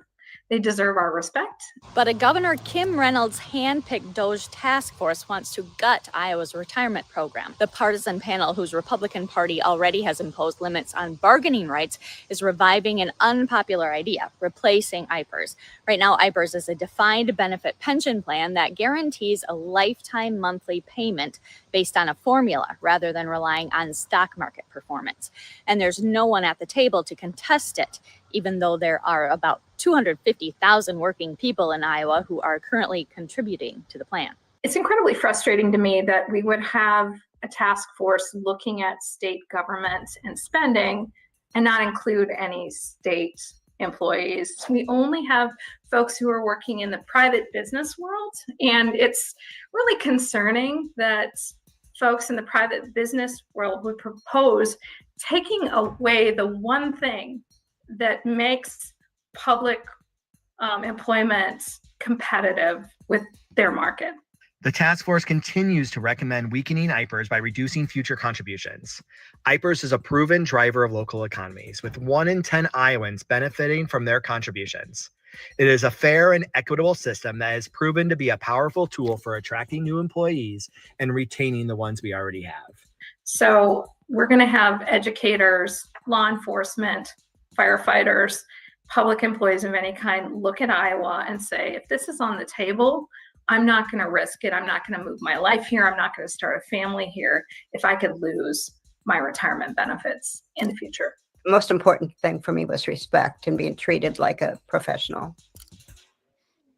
And that really, I mean, we saw that with Act 10 as well, Salina. This whole notion of treating our public employees as second-class citizens is really the sense I get from them from your report. Right. And you heard that about, it's just about respect. Yeah, we had that all change up in 2011 with Governor Scott Walker with a pension program here in Wisconsin. But yeah, that was Senator Sarah Trone Garriott in Illinois. She's from West Des Moines, so she has a lot to say about that. And then the Iowa State Education Association President Joshua Brown. So that'll be a lot of talk in Iowa today. Now, there's nothing that indicates currently that something like that could happen with the Wisconsin employee retirement system, but it is a cautionary tale because, again, in this infatuation with Doge-like things that slash just for the sake of slashing, you make things a lot worse in the long run. And Kristen, you can testify to that from a healthcare standpoint, as well as all the good public employees that you and I know. They really sell it as we're running things like a business and it's going to be more efficient, but there are consequences. And I think, especially with regards to healthcare, we are about to feel those consequences. We're seeing an average of 18 to 20% of premium increases coming just on the horizon, months away.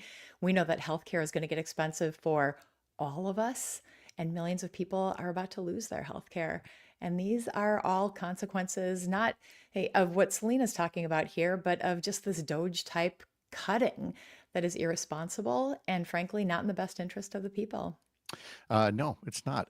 We have not yet had a chance to talk to the attack on to talk about the attack on a Michigan church, deadly attack there on a Mormon church. And Kristen, you had your show this weekend, which also looked at a school shooting and the ongoing scourge of violence.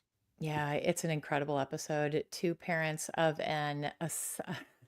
I keep getting the name wrong. Assumption, the Catholic school in Minneapolis where the shooting occurred. They tell their story from walking their son to school to coming back home to what they're doing now in the wake of this. And, here we are a month later and more shootings yesterday. It just continues to happen in this country. So now we've got more advocates and now we've got more Americans who believe in responsible gun ownership, in making sure people can get access to mental health care.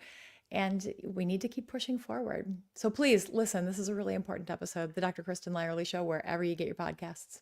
That's right. Get it where you get your podcasts, or listen Saturdays and Sundays at 3 on WISS out of Oshkosh Appleton, and WGBW Sunday mornings at 9. And again, learn more over at civicmedia.us. And Salina's story is over at Iowa Starting Line. That's iowastartingline.com, part of the Courier Newsroom Network.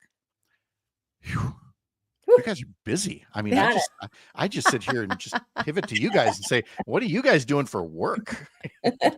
You're getting it all done. Thank goodness. So Salina, I don't understand, much like Parker, I don't understand this not drinking coffee thing. What is your beverage of choice here in the mornings? Well, before I went to work at like 2 a.m. and they would always laugh at me because I would bring milk. Milk. Like, what? Milk. What are you doing? As you work with Anchorman, that was a bad choice. Oh, okay. Well. Yep, I would bring milk. And that's what I would Strong bring. bones, healthy teeth, good skin. All right, understandable. Whole milk. Good morning from Tigerton, writes Rob. It's clear and 44 degrees. I've got a couple of mowing jobs near my house today to enjoy the near 80-degree day. Over the weekend, I went to Tigerton Apple Fest. Ate too much, but had a great time. I took a drive around to look at the fall colors, took pictures. It was a great autumn weekend. I hope Kristen enjoyed her Highway 29 drive. There's a song called My Highway 20 Ride, but I changed to Highway 20. I made it up in the early 2000s. Rob says the Packers and Cowboys played the highest scoring tie game in NFL history, 40-40. And he says, going to feel like an extension of summer this week. Yes, obviously it is. Can we talk about the Packer game for a second? Because it was back and forth and back. It was one of those games that you had to watch. You were just on the seat of your chair the whole time. And at the very end, they build it as the Dak Prescott, Micah Parsons, Jerry Jones. What's going to happen? Micah Parsons saved that game for the Packers with a tackle of Dak Prescott. So it all kind of like played out the way that it was supposed to. The drama was real. But then I see everybody posting who was there. Some of my friends, I had a couple of friends there. They're like, and then a big collective disappointment at the end because nobody won. And it was just all doom and gloom because it was like, no excitement. Cowboys, you want to beat the Cowboys. But the point well taken, we may not have beaten the Cowboys were it not for Micah Parsons. That's So exactly right. So enjoy it. we definitely have that. All right. Again, you can read more from Salina Heller over at Up North News and on Iowa Starting Line. And Dr. Kristen Lyerly has her show on the weekends as well. And still ahead in about 15 minutes, we are going to be talking to an AI technology expert about deep fakes and phishing emails and how to stay safe. I'm Pat Kreitlow. This is the Civic Media Radio Network.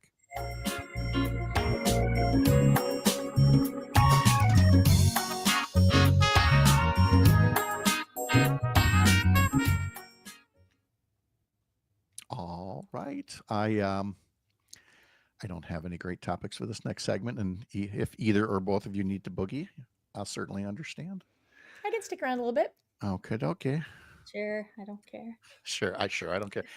I'm always playing. You sell that Barbies. enthusiasm for doing this show here, Salina. Just watching her play Barbies over here. Selena's like, whatever prevents me from needing to go do actual work. Yes.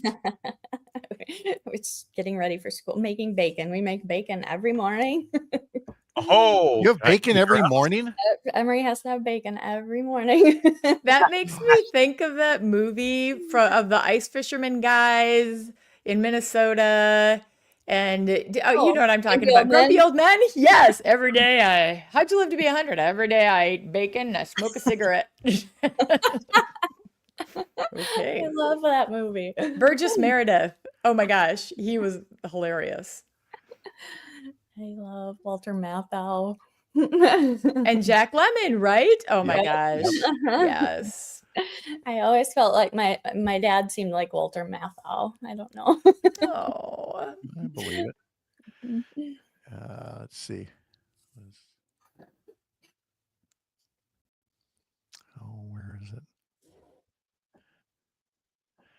Every morning I wake up, I smoke a cigarette, and then I eat 5 strips of bacon, and for lunch I eat a bacon sandwich.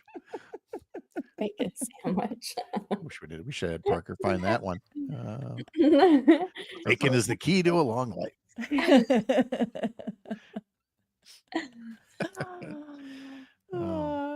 I loved your point earlier today that here it is National Coffee Day, and we can all celebrate the 40% increase in price of coffee in the last year. These are the things that we have to keep talking about. That's the accountability piece. So coming up, my next thing, I was like, okay, what tariffs are going to affect things people, use the most? And I'm like, I'm going to look up pumpkin spice latte. And that's a thing. Oh, there you go. Okay. The spices. We'll start there. Here we go.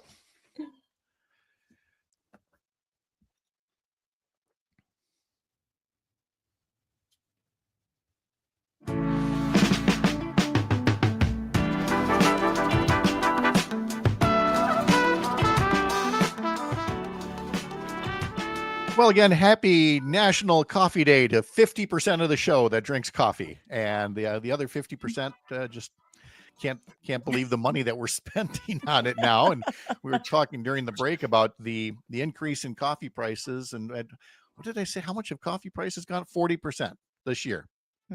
This year, coffee's gone up 40%. Thanks to tariffs and an unnecessary trade war. And Salina, who's not a coffee drinker, but she knows how to snoop out a news story right away. I was about to put in a plug for the Up North News, autumn special, all the various Oktoberfests and fall festivals and things like that. But you can't have fall without your pumpkin spice latte. And that's that. Inflation has grabbed that as well. Yes. So tariffs on the global spices like cinnamon, nutmeg, and ginger. They're more. So your pumpkin spice lattes are going to be increasing if you haven't seen that already by getting a start on picking those up. So yes, 50% tariff on spices from India. That's kind of the biggest thing. Yes. So there you go. Wow. All right. Happy pumpkin spice latte, everybody. Suddenly Parker's like, well, the water's free. It might have PFAS in it, but we got that. The coffee probably does too. Yep. Okay, so I have recovered fully from, getting the double dose, the flu shot in the one arm and the COVID vaccine in the other. And I'm still here, Kristen. That's, we talked about heart health earlier. Today is National Heart Day. And we talked about preventative care. Let's talk about those flu shots and staying up to date on your COVID vaccine at this time of year, because I know you're getting questions and I know my wife's getting questions, and yeah, it is very much still a thing. Get your shots. Thank you for the reminder. The school district hosts a flu shot clinic. So this week. Yeah, now is the time. You can actually look up your own immunization history by going to Wisconsin Immunization Registry. Just Google it. And you put in a little bit of information and it will literally lay out all of the shots that you've had. And that's really helpful because then you know what you need. And if you go to an urgent care or to a pharmacy, they can help you figure out which things you need to be up to date. Because as we age, we need different things. Maybe it's a shingle shot. Maybe it's pneumococcus. Maybe there are so many different things. So again, preventive care, really, really important. I can't believe this vaccine registry thing that you're telling me about here. Isn't it cool? I guess it seems a little Feels a little weird. Feels a little invasive. Yeah. And yet I've called it up, and there they all are. Wisconsin Immunization Registry. Huh. That's what we tap into. Your doctor taps into the Wisconsin Immunization Registry through the electronic medical record. So it's all one big database that helps us keep track of what you've had and what you need. This really, it's telling that I'm about to talk to a cybersecurity expert 10 minutes from now. And I just found this website where I put in my social security number and I get to see all my vaccines. It's like looking up CCAP for somebody and seeing what kind of crimes they've been charged with. Right. I don't think anybody's going to want to know what shots you got. Not really. I hope so. I hope it's not dependent on that. No, but it is. It's kind of a yay me moment as I look at it and see all those flu shots that are on there, because I've been preaching flu shots for decades now. Because I just recall in my 20s, maybe by the time I got 30, I said, okay, that's enough of that. Let's get this flu shot thing done, because it's the worst, And the flu evolves. So every year it's different, and they do the best that they can to predict which strain of the flu is going to be prevalent in the area. So every year you need a flu shot. And many of us still need COVID shots, whether or not we meet the FDA requirements, which are, changing. But it's definitely worth asking, because COVID is incredibly contagious and you still can get very sick and die from COVID.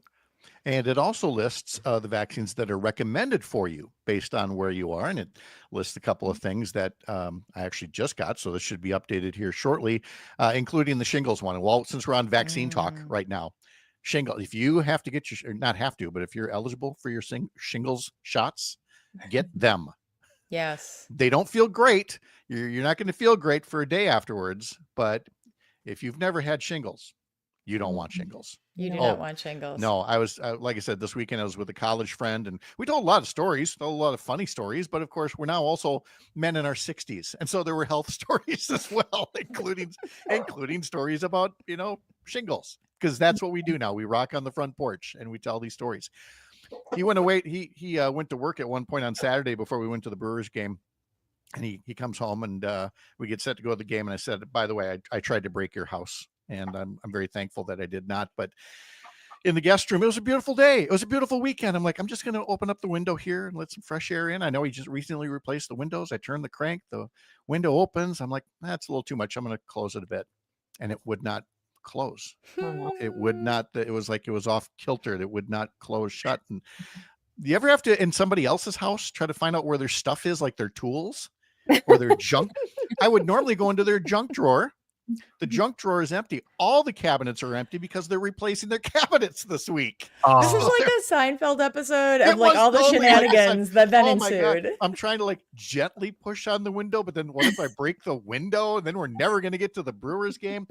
Finally, in my toiletry bag, the little tiny screwdriver for fixing your eyeglasses. Yeah, that little tiny screwdriver was just enough to unscrew the one thing to get the housing off, fix the little thing, and put it back together. I felt like MacGyver We're just fixing this with a little bit of aluminum Nice. foil and bubble gum. But I did not break the house. I have that going for Good me. work. So yeah, so we can go back to telling our old man stories instead. Mhm. Catch the Dr. Kristen Lyerly Show wherever you get your podcasts, and Salina Heller all throughout Up North News and upnorthnewswi.com. Thanks to both of you. Thanks for being here. Have a great start to the week. You too. It's going to be a beauty. Yes, it is. All right, we're going to be talking cybersecurity on the way here. I'm Pat Kreitlow. This is the Civic Media Radio Network.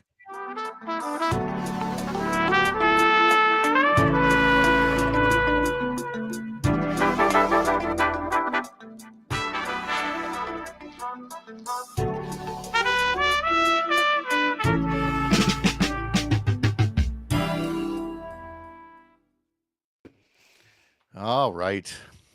Are you? Kristen's ready for the day. I Yes, am. I'm going to Salina's spend the ready for whole day day. outside. I pulled weeds yesterday for the first time since I had my knee replaced, and it just felt so good to just like. You were getting down pulling weeds. On your knees. Yeah, I did. Almost Honestly, the I whole expect the yard. doorbell to ring and your doctor's just going to be there and just cuffs you upside the head and says, "Would you stop that?" You should block them from the radio so they don't hear all of this. Yeah, no kidding. All right. I will talk to you Friday while I'm in Nashville. So, but stay tuned on Thursday and Friday, because if I can't get a signal or something, well, you can get the show all to yourself Thursday, Friday if you want. I am around all week, so if you need anything, I'm sure that things will happen because It'll that be is fine, but that's it's the world. always good to know. So, all right. Thanks, you guys. See you later. Yeah. Bye. Raul, good morning. How are you? I'm good. How are you, Pat? Good. Thank you for being here. Appreciate it very much. Will you do me a favor just to make sure I'm correct here and say your name for me? Rahul Pawar. Okay, very good. Founder at Red Sift. And so am I correct in saying, are we going to cover, I see a lot of your writing about businesses and phishing and using AI to go after that. Will we be touching on as well, things from an individual standpoint, or the things that, we can do to make ourselves safer from phishing and from the other things that deep fakes can do? Yeah, so And then- commercially, obviously, we offer services to prevent that impersonation. Okay. But yeah, we can touch on the sorts of things that your listeners could actually do to, prevent themselves from being victims of these attacks. Okay. And then, let's see. Oh, I was going to say, from a business standpoint, a personal standpoint, are there other things from a government or policy standpoint that you talk about that you'd like to see, done at either the federal or state level? Yeah. So I think there's some emerging policy around this to say what is the minimum level of security that's good enough for organizations, especially in regulated sectors like financial services and healthcare, which I'm sure would be quite relevant for your listeners. But I think we're going quite slowly, so perhaps we could do more and faster to try and preserve the security of the general public. I know our public officials could be doing more. I served in the Wisconsin legislature about 15 years ago. And I always tell this story that for a time I served on a committee dealing with the state IT systems. And there was one much older legislator who was on the panel, and he wanted to talk about security and why he couldn't access his data. And the state IT people were like, giving him puzzled looks like, what do you mean you can't access your data? He finally reaches down and pulls out from a box, holds up some of those 8-inch floppies or 7-inch floppies. He said, I used to have information on here and I can't get it off anymore. And we're all just like, we'll take care of it. We'll get you somebody that can do that. But that was his big cybersecurity issue.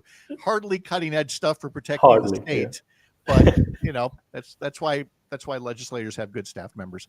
Anyway, we have 90 seconds left in this break, so I'm going to tuck you back in the waiting room, and I'll see you in just a little bit. Okay, great. Thank you.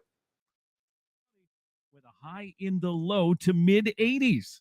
I'm meteorologist Sean Cable. Temperature now 52. Hey, Gordy, I gotta admit, these hearing aids from Madison Hearing Aid Center changed my life. Mine too, John. I thought I needed subtitles to talk to my grandkids. And these aren't those old giant clunkers we saw in the old days. It's got Bluetooth, it's rechargeable, the works. Yeah, my phone connects straight to my ears. I'm basically a cyborg now. Hey, you just figured out texting last year, too. Yeah, baby steps. But I did call Madison Hearing Aid Center, and you should too. 608-249-4077. 608-249-4077. Tell them John and Gordy sent you.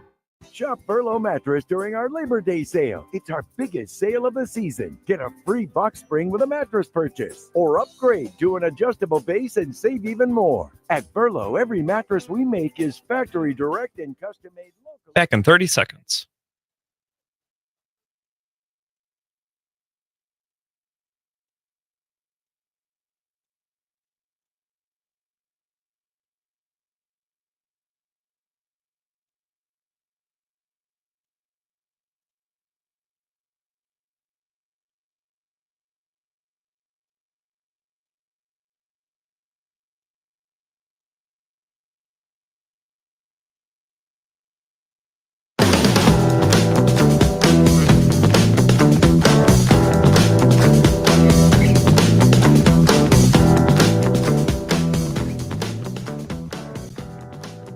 Welcome back at 7:35. A reminder of our keyword for this morning's early edition of the Go for the Green and Gold Text to Win contest. Early edition because that's the keyword, early.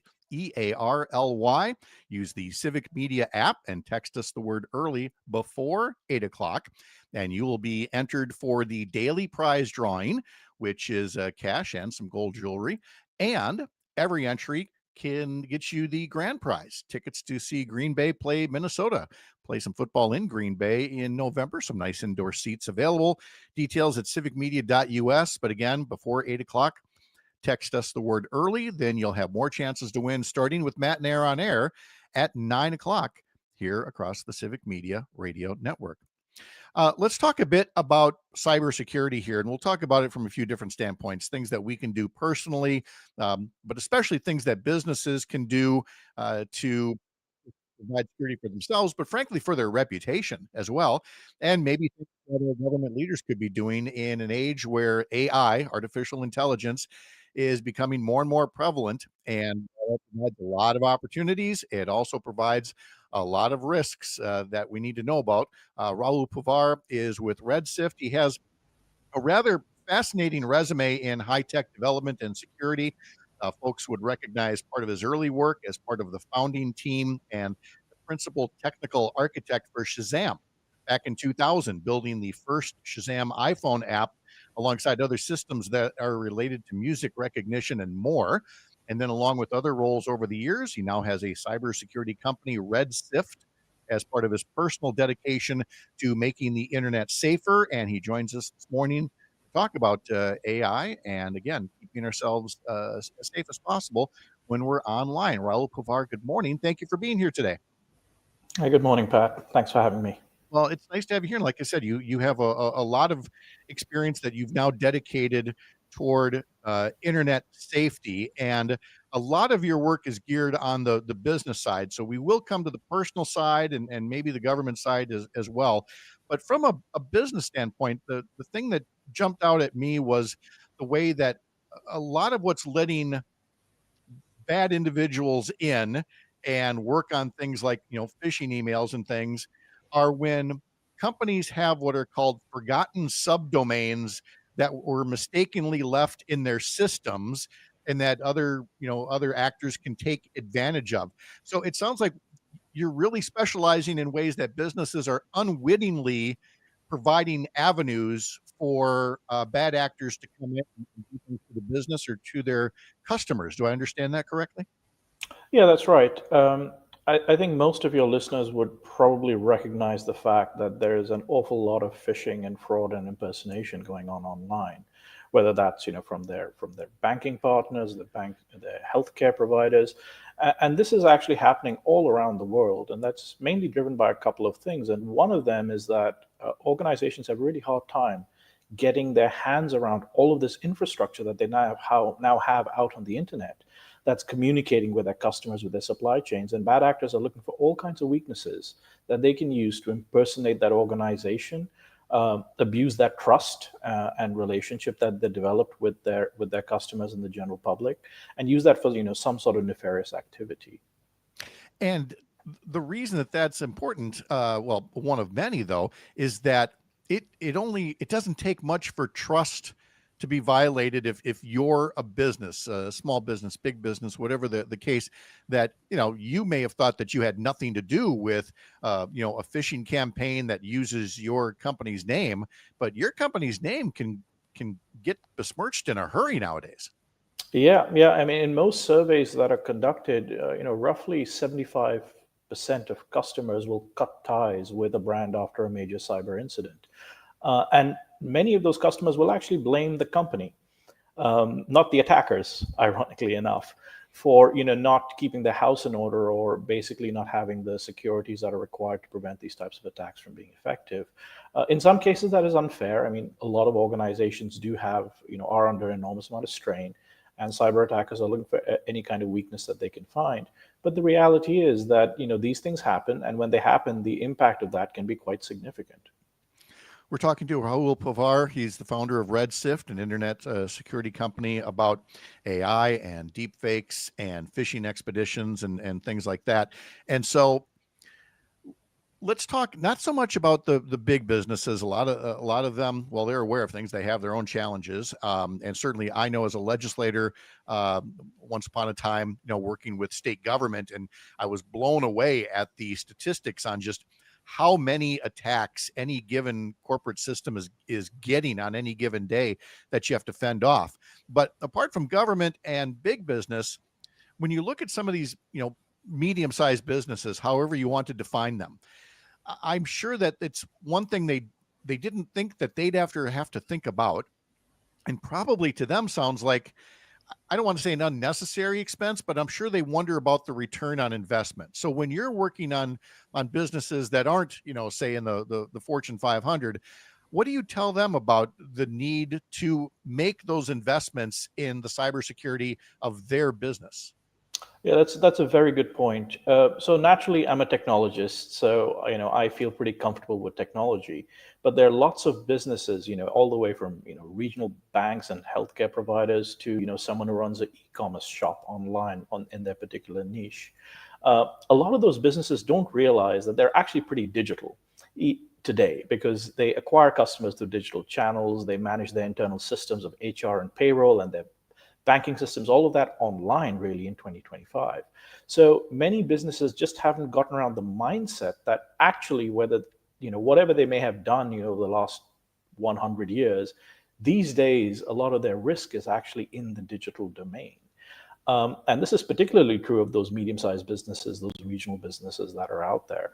And they need to think about their cybersecurity, their internet security, in very much the same way as they think about their physical security. And the way they rationalize those physical security investments, they've got to extend that to the digital domain, because the impact of getting it wrong over there is actually pretty significant for everyone today.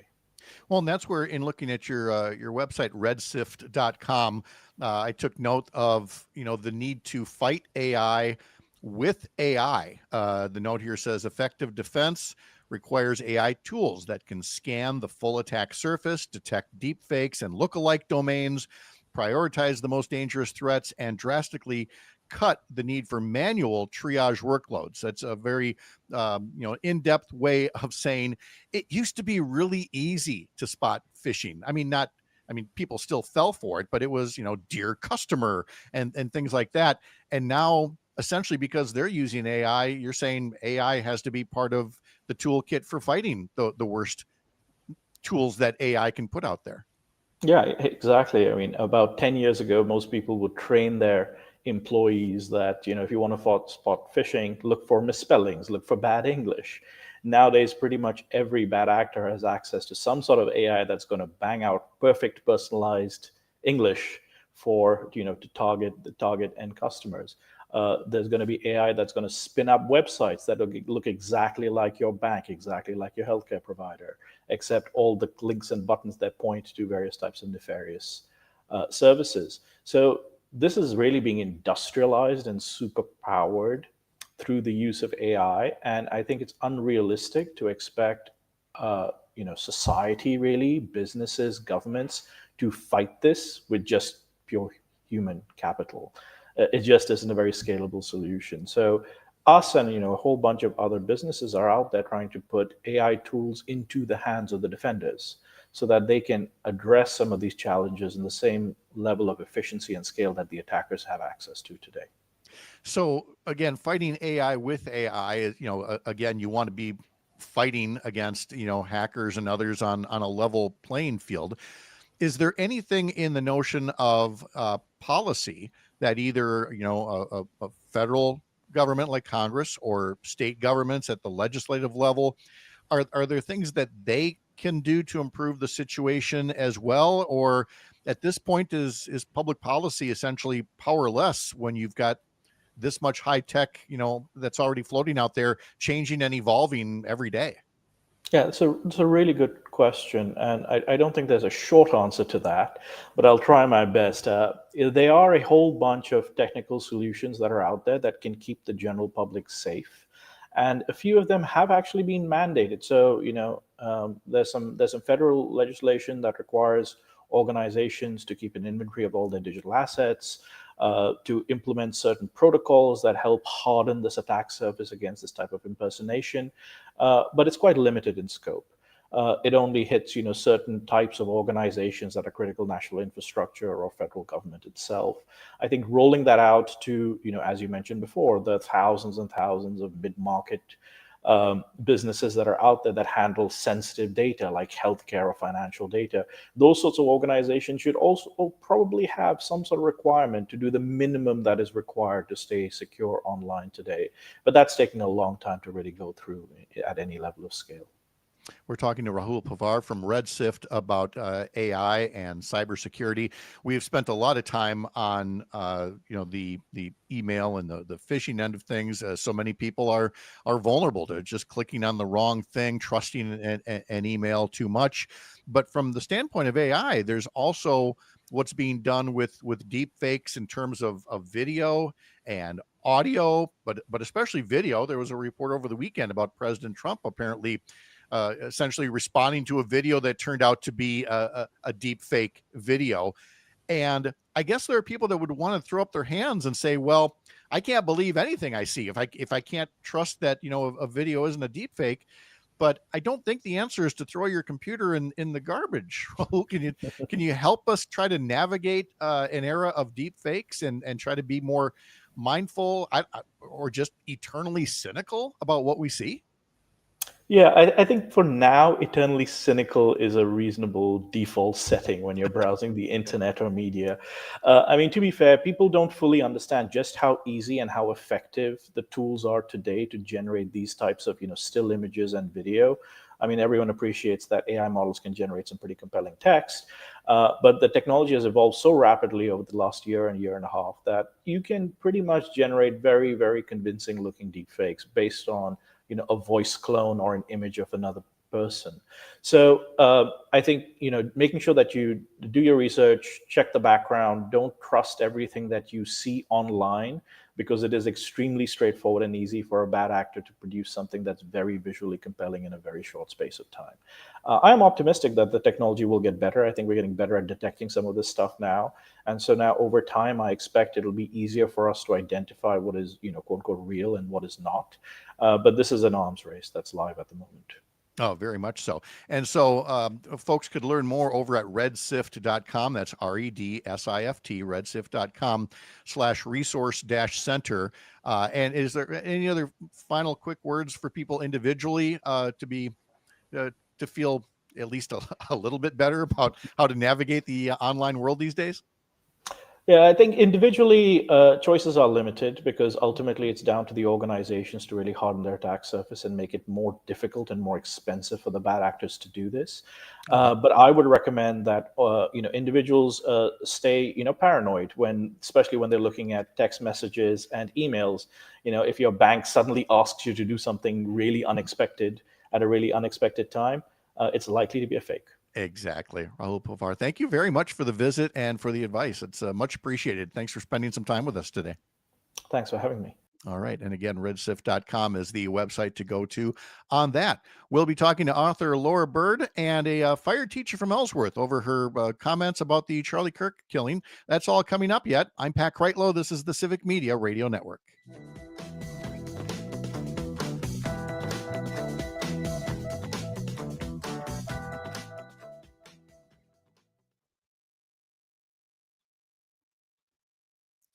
That teacher is confirmed, Pat. Thank you. Do you want to dump John and Gordy completely, or do you want to keep the B block maybe? They don't have to stick around. If they want to stick around for the B block, I'll take it, but they don't have to. Okay. I will let Tom know. Totally their choice. Test online. They help John Peterson, they help me, and they can help you too. Call them at 608-249-4077. Don't let hearing loss frustrate you anymore. Go to MadisonHearingAidCenter.com. I'm hungry. What's cooking? Oh, no, not me. It's your turn. Oh, we're back to taking turns? Yes. Well, how about Sugar River Pizza? Oh, yeah. Now they can cook. I could really go for some of that 12-hour smoked pulled pork. Ooh, and some pasta. Okay, now I'm hungry. Sugar River, here we come. And they have that great kids menu, too. We don't have any kids. Right. That's beside the point. The point is, I'm hungry. You're hungry. Let's go. Yes. And we should talk about having some kids. Get in the car, Bob. Sugar River, Sun Prairie, Verona, New Glarus, and catering. It's the Eco Minute, powered by Clean Wisconsin, your environmental voice since 1970. I'm Amy Berrien. Michigan's Supreme Court will hear a challenge against the Line 5 pipeline. The same oil pipeline Canadian oil giant Enbridge is pushing to reroute across northern Wisconsin. Opponents argue the Michigan Public Service Commission broke state laws when it approved the company's plan to drill an oil tunnel under the Straits of Mackinac. A new report from the Alliance for the Great Lakes and Clean Wisconsin shows nitrate pollution is taking a toll in our state. Thousands of families are paying higher costs to access safe drinking water and facing serious health risks because of nitrate pollution from fertilizer and manure. In 2022, farmers likely applied 16 million pounds of excess fertilizer beyond what crops needed. Right now on the Defender podcast, what do data centers mean for our water, land, energy bills? And why is it so hard to find out? An in-depth conversation on the secrets of data centers. Listen at cleanwisconsin.org or wherever you get your podcasts. Found an injured, sick, or orphaned wild animal? Dane County Humane Society's Wildlife Center can help. Call 608-287-3235 or visit giveshelter.org/wildlife for what to do next. A game without a crowd is just a scrimmage. A performance without an audience is just a rehearsal. Without your presence, high school sports and the performing arts aren't possible. Ensure that these essential extracurricular activities continue to enrich the lives of students in Wisconsin. Purchase a ticket to your local high school's game or performance. This message presented by the WIAA and the Wisconsin Athletic Directors Association.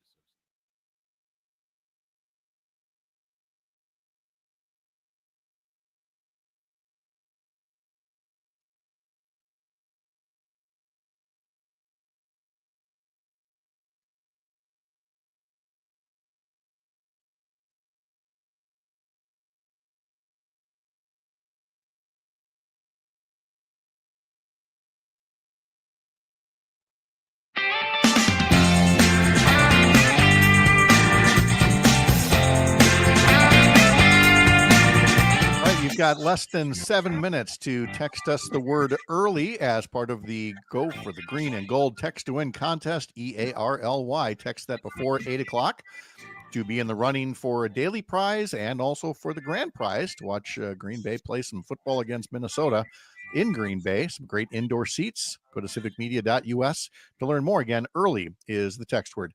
Normally we talk to Jimmy Kuska here. He's off this morning. He does not get to sleep in. He unfortunately, I'd love to tell you he can't be here because somebody is going to get enough rest after an overtime Packers game last night, but that's not the case with Jimmy either. So everybody gets to be a little sleep deprived thanks to a 40-40 tie. Yeah. Parker's very excited about that. So if Jimmy were here, we'd be asking, what was the most frustrating part of the game? Because there were so many to choose from. And I guess I'm going to choose instead to be like Kristen Lyerly is a glass half full person, God love her, Yes. and is going to embrace the Micah Parsons tackle that basically saved the game for the That Packers. was huge. Yeah. That was basically honestly the first thing that he did, to be perfectly like he had a couple tackles, but nothing huge. He didn't have a moment. I was waiting for a moment for a long time, especially since the defense was so He did look lackadaisical. he looked a little uncomfortable out there being in a Packers uniform, at AT&T Stadium. And it's not like I don't think he was like resoundingly booed or anything, but Well, there were too many Packer fans there for him to get there booed. were so many Packer fans there. It was great. And watching Jerry Jones in the pregame try to justify, try to rationalize the trade. It's like, oh, we're going to get all these great picks and everything. It's like, I'm not buying it. I think you let your temper get the better of you or something. And, you're paying the price. And frankly, they should have lost that game. Yeah. But I do love, I mean, the pregame and all the showmanship, the production and this massive stadium. And I always just I look at everything about the Dallas Cowboys and just want to get over yourselves. You guys are the worst team in terms of getting to your conference championship game. It's been 30 years since you've been to a conference championship game. That's worst in the National Football League. And yet you're talking like we're America's team. No, you're not. They're kind of a like caricature of themselves, honestly. They are, yes. And I'm glad I don't have to hear about them again for a little while now that game is over. The Packers are on a bye week here, and so we will not be seeing them next weekend. Instead, it'll be on October 12th. That's a Sunday. It's a home game against the Cincinnati Bengals, 3:25. So it's the late afternoon game when the Packers come back in action. And then there's the Brewers, who beat Cincinnati 4-2 to avoid a sweep and also claim the best record in team history, 97 wins and 65 losses. Danny Jansen had a 2-run homer. Folks were very encouraged about Trevor McGill. Yeah, he was one of 5 relievers that took a little time and, broke up the load for everybody yesterday. So we've got that going for us. And so we don't have to play in the wild card round. And that's great because the wild card round has not been good to the Brewers. But of course, now because we have to be eternally glass empty on some of these things. We now go, oh, is waiting until next Saturday too long? Are we getting too much of a layoff? Will we get rusty? No, we're going to get healthy. That's the thing. Let's get healthy. It'd be nice to get healthy. We really need to get healthy. Parker's so sleep deprived. He's lost the ability to be confident about anything. I'm very sleep deprived. I am very multitasking. I am very not optimistic. I am a very glass half empty kind of guy. You certainly are for this morning. Yes. So look, here's the setup for the Brewers. They will come Saturday. They will open up the National League Division Series against the winner of the Wild Card Series between the Cubs and the Padres. It's a 3-game series, or best 2 out of 3. And so those games, they're all at Wrigley Field, San Diego, at Chicago, starting tomorrow afternoon, then Wednesday afternoon, and then Thursday afternoon. All the games are at 2:00. And whichever team wins 2 out of 3 will be coming to Milwaukee on Saturday to begin the National League Division Series. Game 2 in Milwaukee will be a week from today. And then game 3 will be next week, Wednesday, at either Chicago or San Diego. Then games 4 and 5, if necessary. The division series is a best of 5. So the wild card is a best of 3. The division series is a best of 5. And then the league championship series and the World Series are best of 7 series. So all you got to do, I missed the stat before. What is it? You got to win, what is it? 11 of the next 18 games or something like that. And the Brewers have consistently been able to do that. Yeah, actually, it was funny. I was looking, I can't think of who the beat writer was, but one of the beat writers posted a picture of the calendar in the press box. And they always write win-loss on the calendar for the games, and they put where they are at the end of the month. And September was the only month that the Brewers weren't over 500. And I think one of 2 months they weren't like 7 games over 500. Yeah. So. It's 11 out of 19. They got to win 11 games out of a maximum 19 that are ahead of them. They are able to do that. Now, on the minus side, while the Brewers won the season series against many clubs this year, they did not win the season series against either the Cubs or the Padres. So it will already be a proven formidable opponent. But I, for one, forgive the imagery, but love the idea that for us to advance in the playoffs, the only way forward is right down Craig Counsell's throat. And we just got to ram this thing right down, and he's going to like it. And we just move on from there to the National League Championship Series. Yeah, you see, it'd also be really fun to beat Manny Machado, though. Because I really don't like Manny Machado. Again, it's a win-win, quite literally. If you beat either the Cubs or the Padres, it's going to feel wonderfully satisfying. And that's the thing. There's still plenty of time to get our hearts broken. But for now, we've got hope, unlike those folks in the New York for the Metropolitans. It's not going to be a great winter for them. Not at all. So, all right, coming up after the 8 o'clock news, we'll be talking to a teacher from Ellsworth, who is now a former teacher from Ellsworth because of comments made, not so much her comments, but the reaction of a congressman to those comments. That's coming up. This is the Civic Media Radio Network. I'm Pat Kreitlow.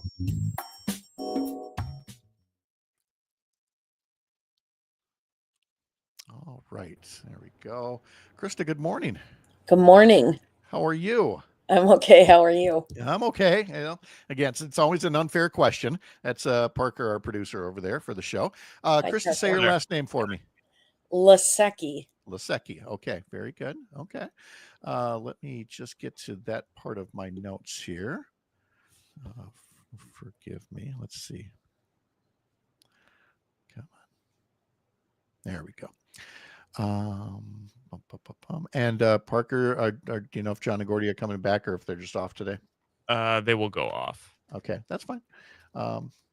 Okay, and there. Krista, how long have you been teaching in Ellsworth? This was my third year. Okay. And how long have you been teaching? This was my 32nd year. Okay. And what do you teach? High school math. Okay. All different kinds. Okay. All right. Let's see. And then I know you probably can't talk much about the agreement, so just safe to say you're just no longer working for the Ellsworth district? Yes. That's the correct way we'll put that. And are you I know that there's the potential for a legal challenge, but at this moment, are you thinking of other teaching opportunities in other districts? Well, I'm definitely going to retire from Wisconsin, and I may just sub.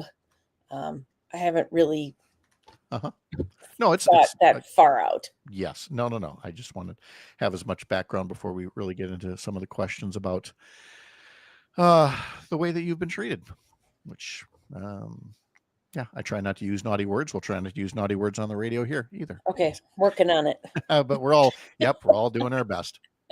Okay, let's see. We will be back from the news in about 4 minutes here.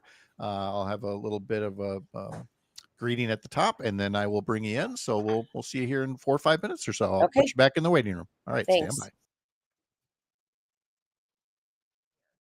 The data shows there was an even bigger drop among graduate and professional students. UW-Madison has 9% fewer of them this year.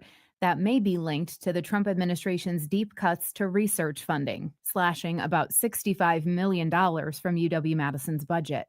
Chancellor Jennifer Mnookin had advised faculty to consider admitting fewer graduate students because of those funding cuts.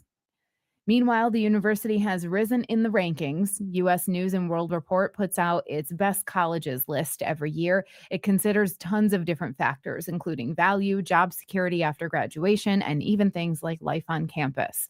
This year's report named UW-Madison the 12th best public university in the country. It moved 13th last year.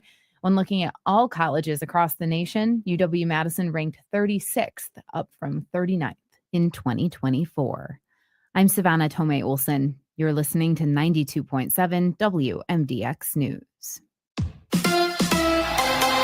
The Brewers cruise into the postseason. Hi, I'm Mike Clemens with sports baseball. The Brewers finished the regular season with 97 wins after beating the Reds 4-2 Sunday. Next, the Brewers wait to find out if they'll host the Cubs or the Padres in the divisional round on Saturday. NFL, Sunday Night Football, Packers and Cowboys. The game going into overtime and ending in a 40-40 tie. Jordan Love on the final play to Emmanuel Wilson. It fell short of a touchdown, and they had to settle for a field goal. We tried running a double move, and their defense, they were playing pretty soft. We didn't get the look we wanted. Threw it to E. Was hoping we could, make somebody miss, and, we didn't. Cowboys quarterback Dak Prescott. You don't play the game for ties. I don't care about the stats. I don't care about the ups and downs, the ebbs and flows. I just care about the end result and the win. And so when you don't get that, yeah, it's a weird feeling. That's Dak Prescott with Sports. I'm Mike Clemens.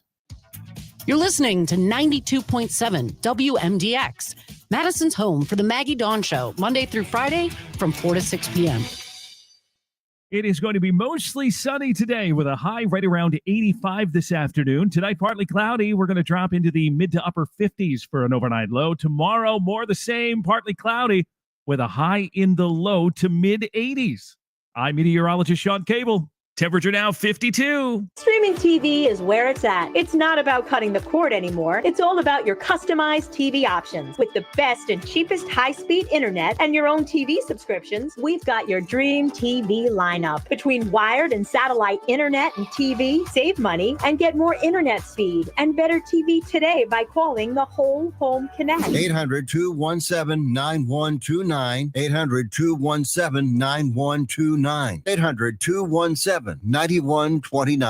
Where working people come to talk. It's the Rick Smith Show, weeknights at 9 on the Civic Media Radio Network. Join me for an honest approach to the issues American working families care about. No talking points, no focus groups. Get ready for a heavy dose of democracy, fairness, grit, and no apologies. It's current affairs from a working class labor perspective. We're back in 30 seconds.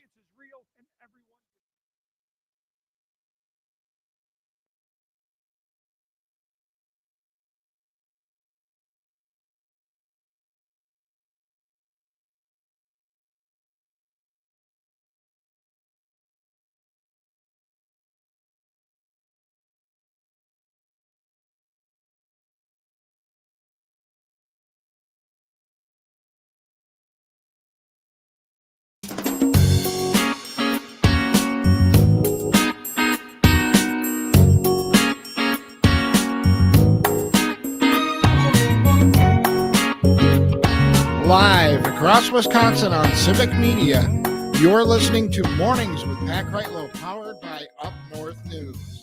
Now, from our Lake Wissota studio, here is the founding editor of Up North News, Pat Kreitlow. Hey, good morning. It is 8:06. It is nice to have you here back up north on this Monday morning, September 29th, 2025. Parker Olson producing things down in Madison at Civic Media Headquarters, Studio A2.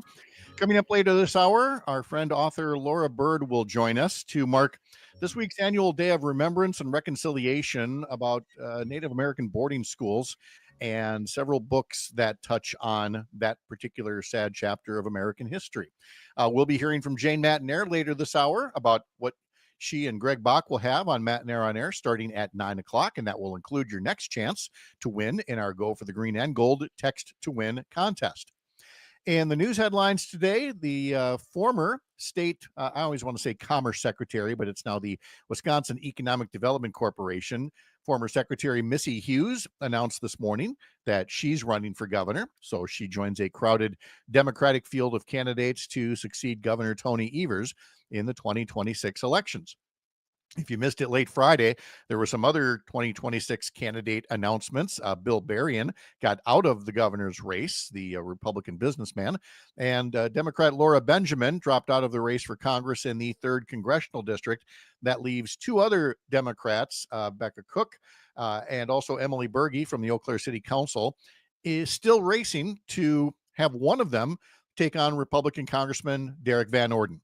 There's a lot of motivation to take on Derek Van Orden and to unseat him from the 3rd Congressional District, not only for votes that he's taken that will be hurting farmers, and frankly, anybody who needs health care in the 3rd Congressional District. But he has been undergoing what could quite accurately be described as a new Red Scare in this country. In the wake of the Charlie Kirk murder, there were plenty of people, myself included, who said that this was a true tragedy, that this should not have happened. But let us not sugarcoat who Charlie Kirk was, what he said, what he stood for. And I'm going to be first in that parade of people to make sure that we do not lionize or turn into a martyr this person who should not have been a victim, but we're also not going to sugarcoat who he was. A lot of people made comments to that effect, and Derek Van Orden and many others held them up for targeting, for threats, for doxing, and there have been, at this point, hundreds of people who have lost their jobs simply for expressing their points of view on the Charlie Kirk murder. One of those people no longer working in the job that she thought she was secure in is Krista Lasecki, who had been teaching in the Ellsworth School District until a few days ago. She's one of those people that Congressman Derek Van Orden chose to single out, and it unleashed some a certain segment of the population. And Krista is no longer in a classroom doing the work that she does best. And she joins us now to tell us more about the experience. Krista, good morning. Good morning. Thank you for being here. I appreciate your willingness to join us at what is definitely not an easy time for you, but you were teaching high school math in Ellsworth. Tell me about your teaching career, how long it lasted, and what all you've enjoyed doing.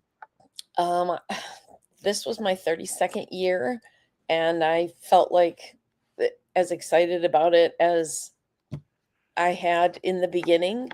I just love teaching, and I love teaching math because kids don't hate math. They just hate feeling dumb. And so that was my job, to make them know that they're not dumb. And it's something that, again, you've been doing. This was what, your 32nd year, you said, of teaching? Yeah. 3rd year in Ellsworth. And I'm betting that you did not start any social media accounts like just yesterday. You've been on social media for some time. You know how it works. Yes. Okay. So you put things out there, and people, don't always agree with what you have to say, but that's the notion of the nature of social media, is you say things and people comment back and forth. So let's get to the specific events following the Charlie Kirk murder. Tell us about what it is you posted, and then what was your first indication that things were not going to go the way that they typically do on people's social media posts. Well, the night that he was murdered, I was watching the news and, scrolling on social media, and I was just getting caught up in the frustration of sanitizing this man's life because of the way that he had been murdered. And it was not my finest moment, but I quoted him and his belief that some gun deaths are okay because they protect the Second Amendment. And I regretfully said that that you can't be upset about this because he fulfilled his destiny. So it was not my finest moment, but I had quoted his exact words. And then that Friday morning, I got a call from administration on the way to school at about 6:15. And then by 10 to 8, I was told to go home. What did they tell you? And I should let me back up a second, that you have reached a separation agreement with the school district. So there are probably things that you can't talk about, but from a general standpoint, what is it that got you in trouble?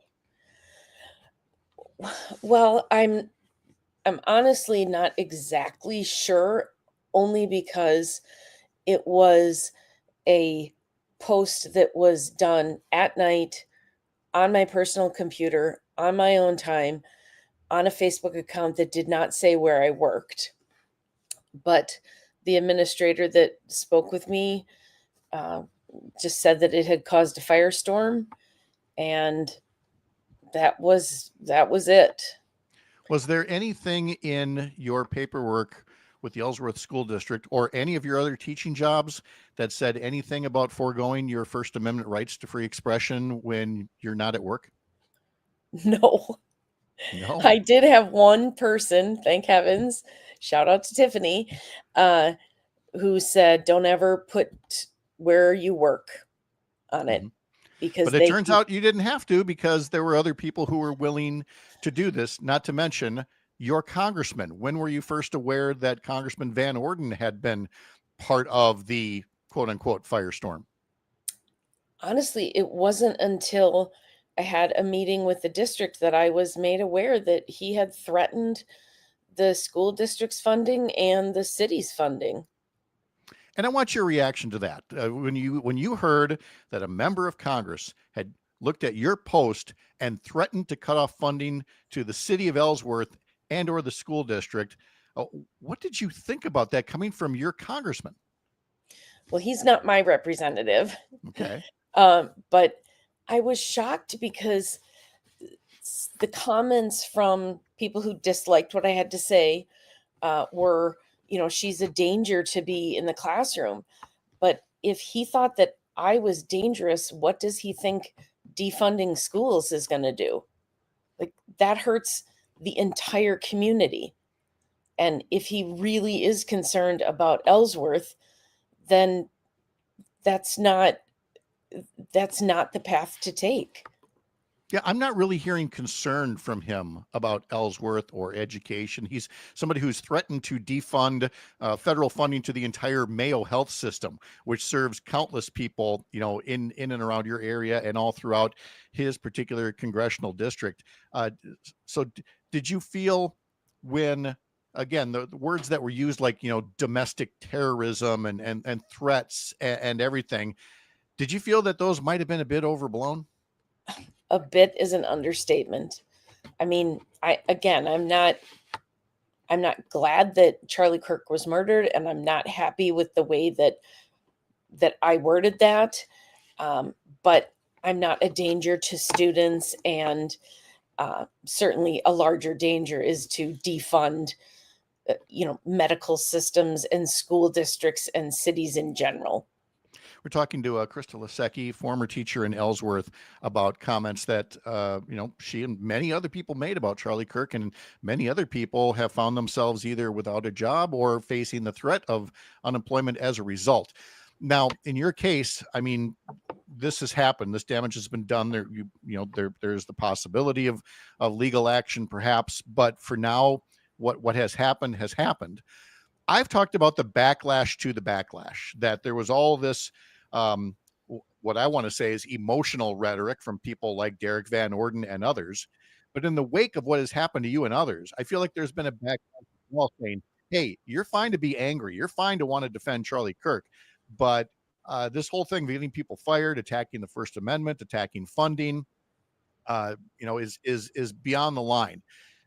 Do you sense that as well, that there is a growing backlash to the people like Derek Van Orden, or are you more concerned that this is a new normal in America for a while?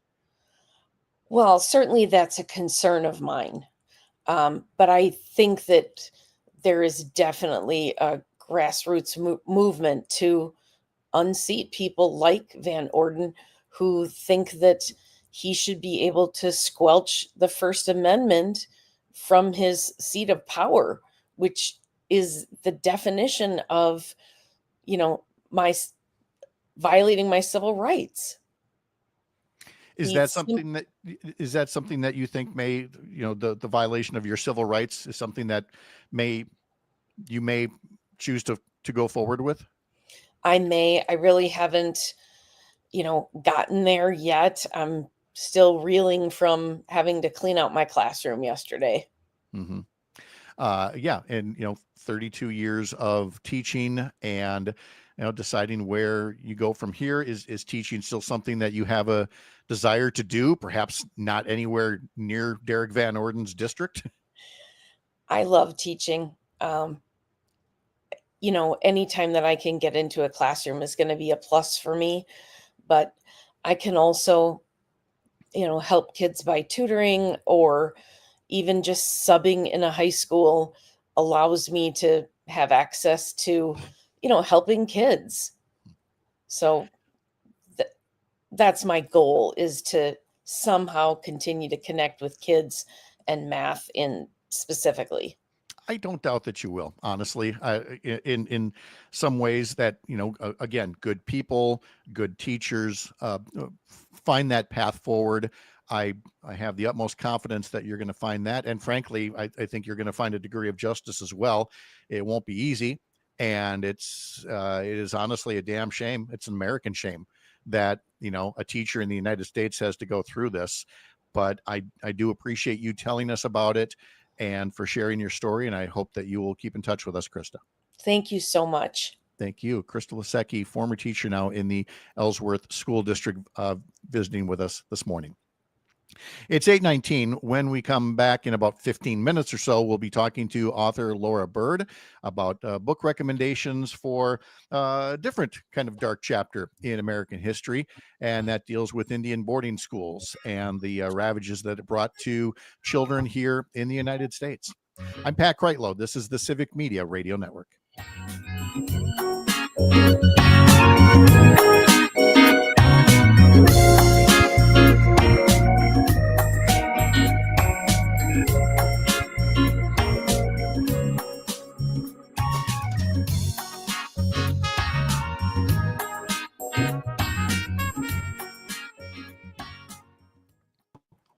All right, we are in a commercial break there.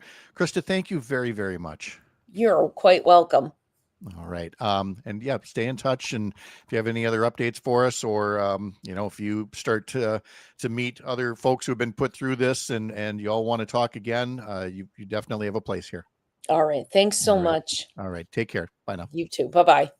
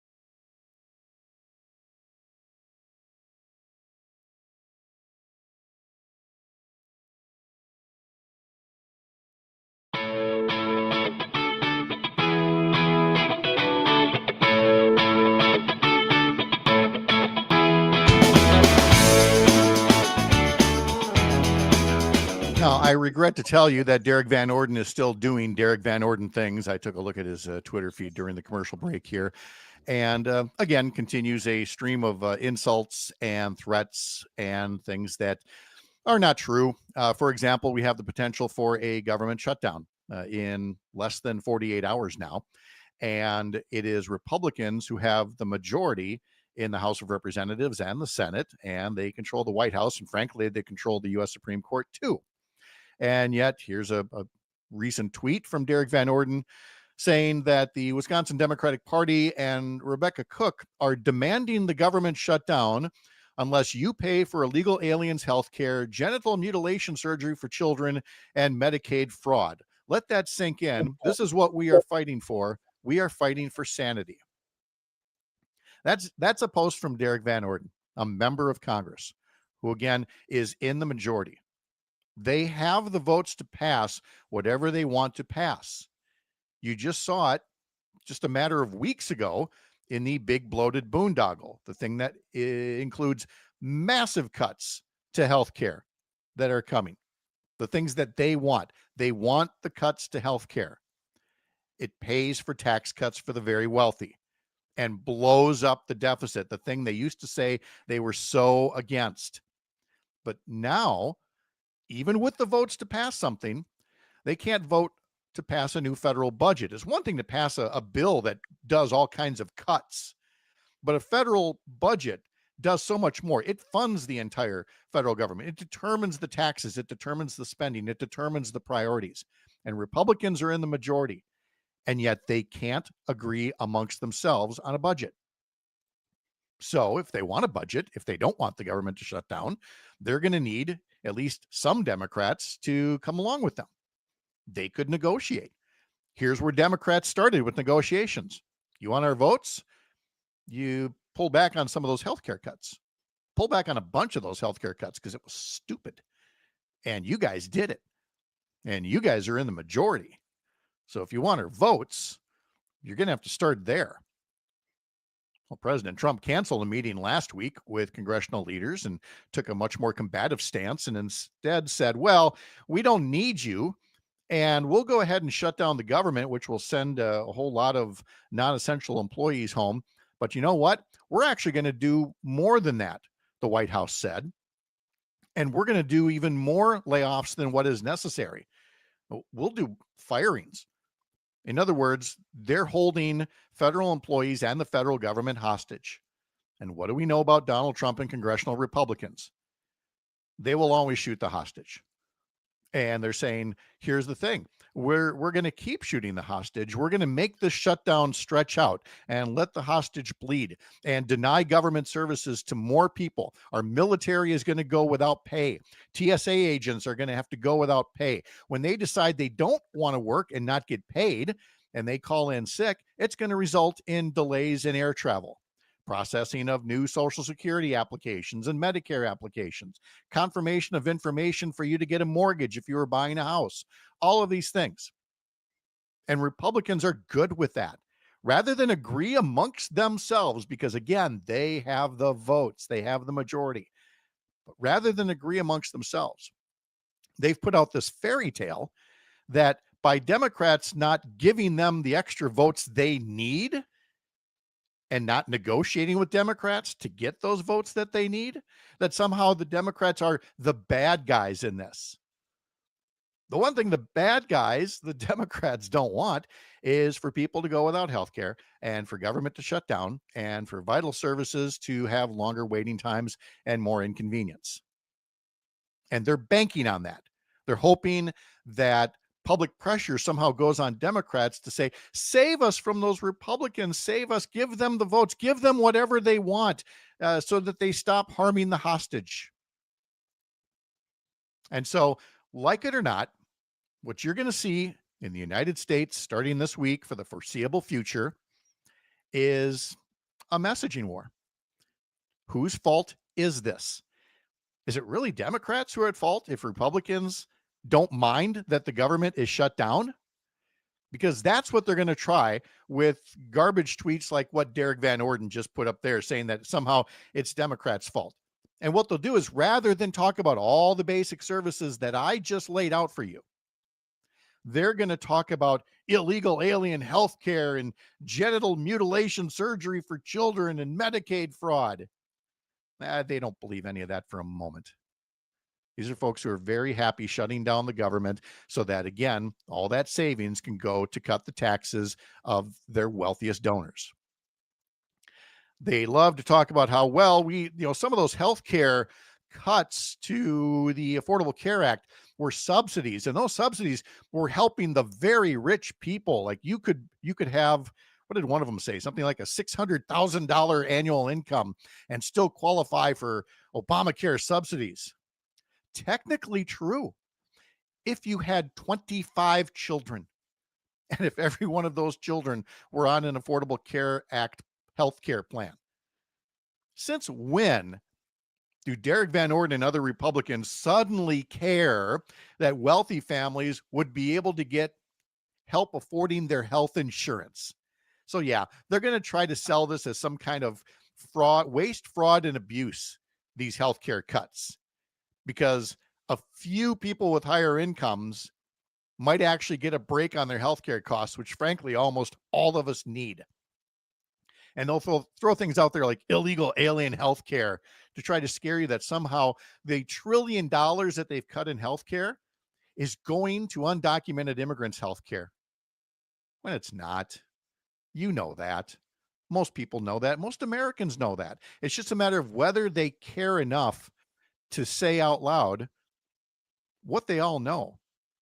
Republicans are perfectly fine shutting down the government and hurting Americans and trying to blame anybody else but their own incompetence. They have the votes. What they don't have is an ability to govern. Back after this, I'm Pat Kreitlow. You're up north.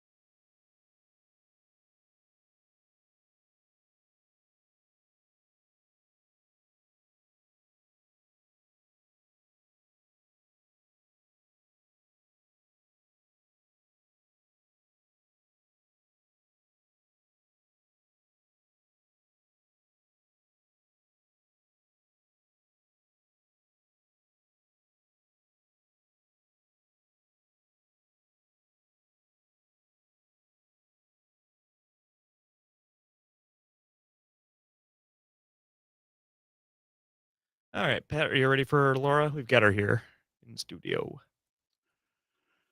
And there she is now. Hi, Hello. Pat. How are you?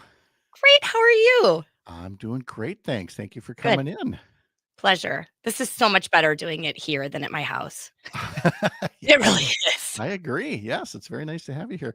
Thanks. Parker, you took down all the nice stuff behind her. I didn't take it all down. Todd took it all down, and actually, I think he might have scraped the wall a little too. Oh, busted. So Nobody likes I a know. tattletale. Come on now. I told on myself about breaking the light. So. Oh, that's true. You did. Okay. Yeah. Then that's It's fine. not my fault, but All right. it's kind of my fault. Kind of your fault. Let's see. Do I have Birchbark? Yeah. Birchbarkbooks.com. Okay. Yeah. All right. We This is are. going to be good. Do I look okay? Am I Yes. Perfect. centered? And Yes. You All got right, it. You're good to go. All right. We'll get going in about 45 seconds here. great. Thanks. Mhm.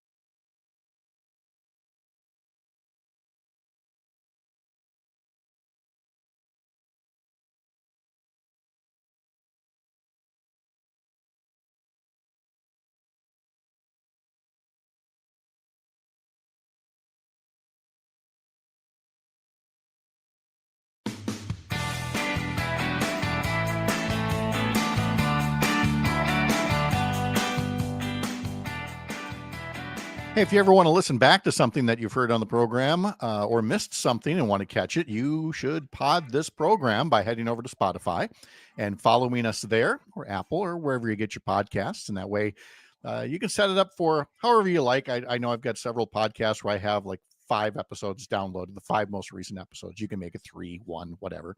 And that way you can catch it on demand when you want to. So again, we love having you live on the radio or on social media, but you can also take us along as a podcast and listen on demand.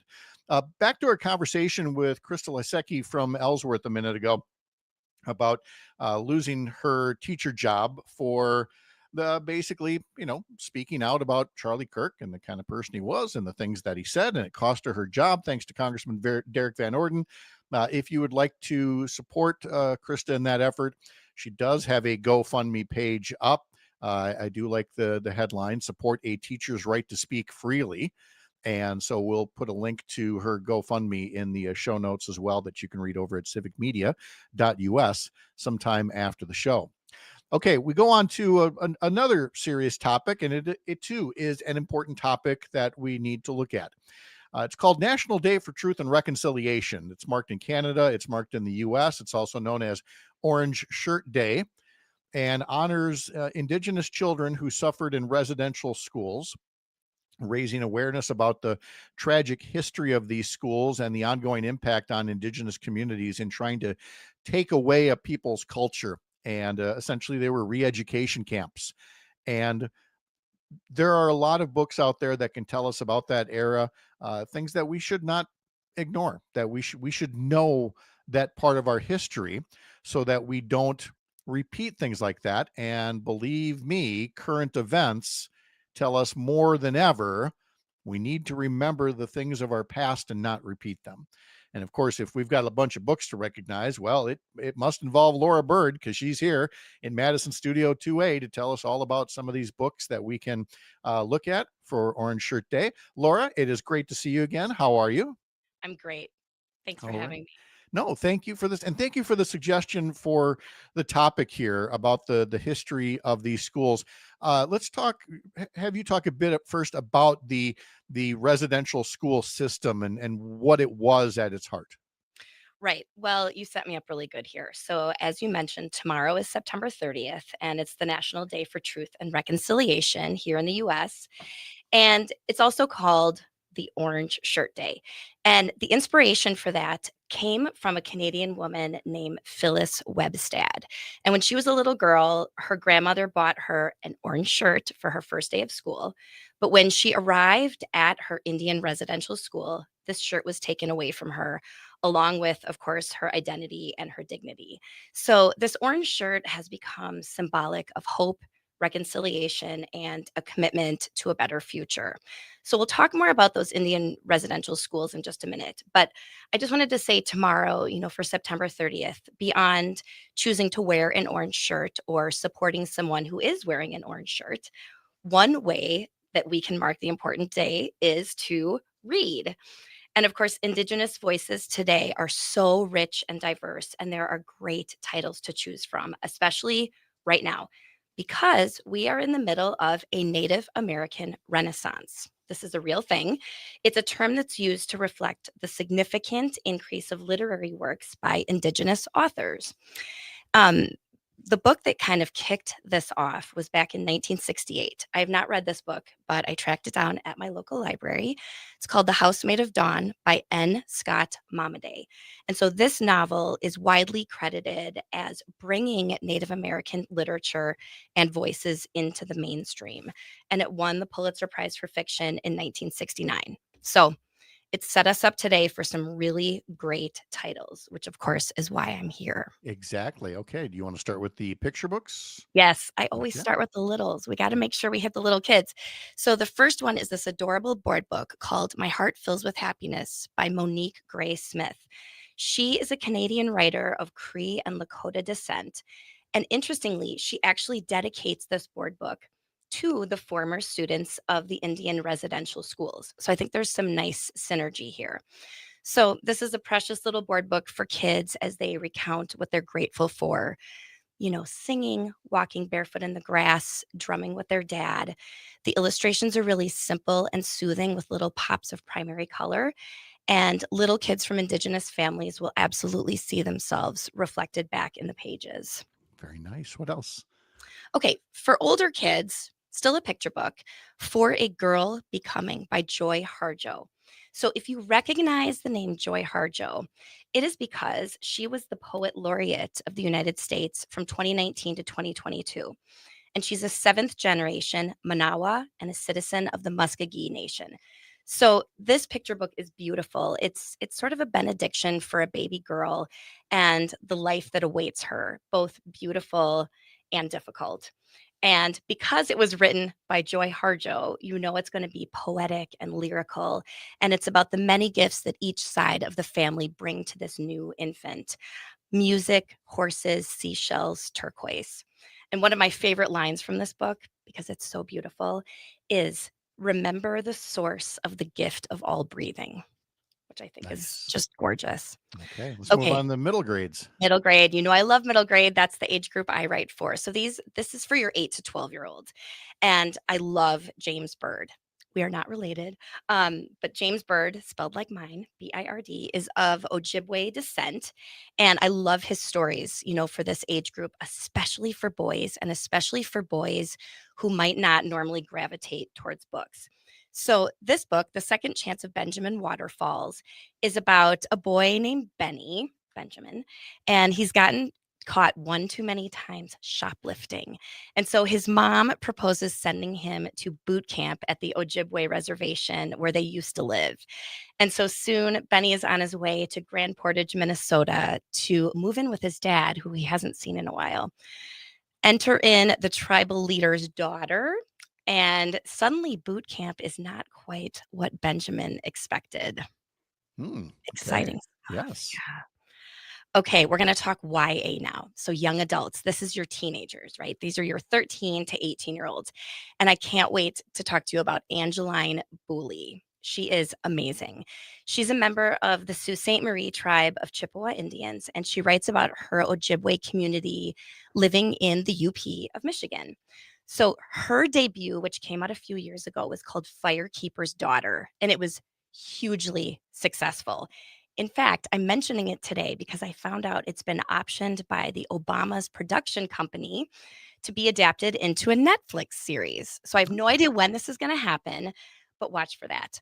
But in the meantime, this is Angeline Booley's second novel, Warrior Girl Unearthed, and it centers on a 16-year-old named Perry who uncovers a web of cultural theft.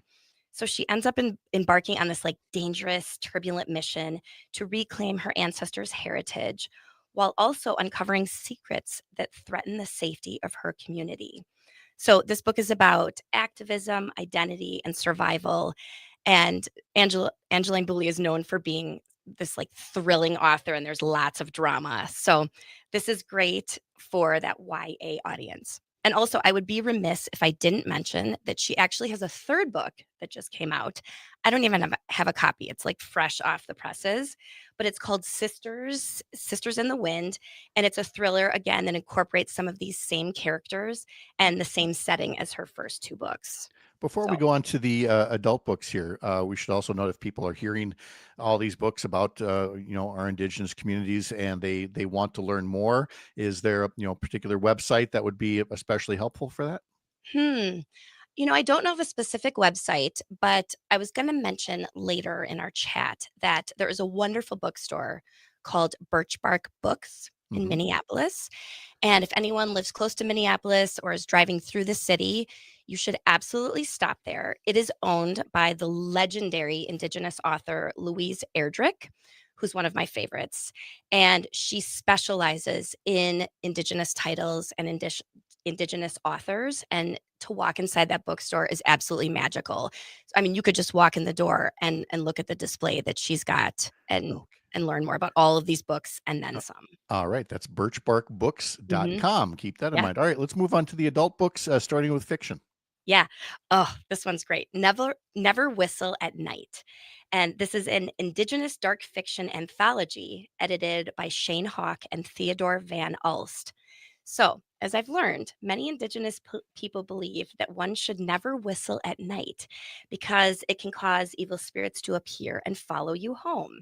So, hence the title, Never Whistle at Night. So, this is a very clever and sinister collection of 25 stories. And they come from indigenous authors, both new and established. And these authors pose the intriguing question: are you ready to be unsettled? So their stories center on ghosts, curses, family legacies, and acts of revenge. So if you like fantasy, gritty crime, or sci-fi, this one's for you. All right. I got about 3 minutes here to do 4 more books. Hey, we're going to do it really fast. All right. Fire Exit by Morgan Talty. Morgan Talty is a citizen of the Penobscot Indian Nation, and he had an award-winning collection of short stories that came out a few years ago called Night of the Living Rez. But this is his novel, Fire Exit, and it's about a man named Charles who watches the life he might have had unfold on his reservation in Maine. He watches as this other family raises their daughter, Elizabeth, only no spoilers here, Elizabeth is actually his daughter. And so Morgan Talty writes so beautifully and hauntingly of legacy and bloodlines and inheritance. All right. One more in the adult fiction? Sure. This one, okay, this is hot off the presses. I haven't even read this book yet, but I had to mention it because it's getting so much buzz. It's called To the Moon and Back by Eliana Ramage. And she is a citizen of the Cherokee Nation, and she spent more than a decade writing this novel. It's her debut about a Cherokee woman who decides as a child that she wants to be an astronaut no matter the cost. So this is going to be hot this year, To the Moon and Back. And finally, adult nonfiction. Okay, Medicine River, a story of survival and the legacy of Indian boarding schools. So again, this ties in really nicely with Orange Shirt Day tomorrow. This book is by Mary Annette Pember. So as I mentioned earlier, as you mentioned, tens of thousands of Native children were pulled from their tribal communities to attend these boarding schools where they were forced to assimilate into white culture. And this was roughly from like the mid-19th century to the 1930s. Among the children at these boarding schools was the mother of the author here. Mary Annette Pember's mother was sent to a boarding school in northern Wisconsin at the age of 5. She faced a lot of trauma, and it was, of course, passed on to Mary herself. So in Medicine River, she incorporates interviews and careful reporting, and ultimately she paints a really stark but hopeful portrait of communities who are still reckoning with the trauma of these boarding schools. Okay. And in our last minute, last book? Last Minute Braiding Sweetgrass, Indigenous Wisdom, Scientific Knowledge, and the Teachings of Plants by Robin Wall Kimmerer. This is one of my favorite books of all times. She is a botanist, professor, and enrolled member of the Potawatomi Nation, and she writes gorgeously about our connection to the earth. She has a chapter about strawberries, one about corn, one about moss, and she shows us all the ways that we're connected to each other and to them. All right. Yeah, it's about living mindfully in reciprocity with the earth and Oh. really sharing our gratitude. There's a lot there, and birchbarkbooks.com is a website you can check out as well. Laura Ann Bird, we always learn so much. Thank you so much for the visit today. Thanks. All right, thank you. We will be talking to Jane Matnair, find out what's happening next on Matnair on Air across the Civic Media Radio Network. I'm Pat Kreitlow.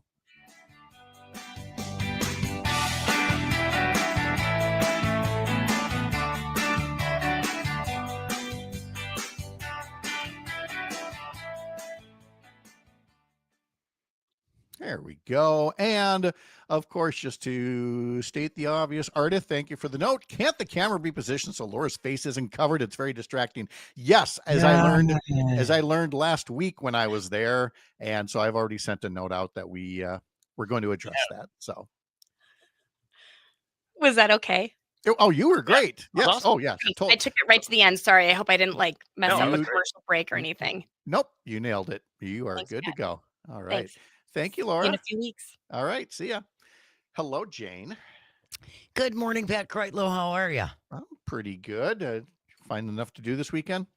Oh, I was very busy this weekend. Mm-hmm. My neighbor loaned me his clippers of power, which is what I call them. They have it's an expandable thing at the bottom. You can make it longer. Mm-hmm. Super clippers.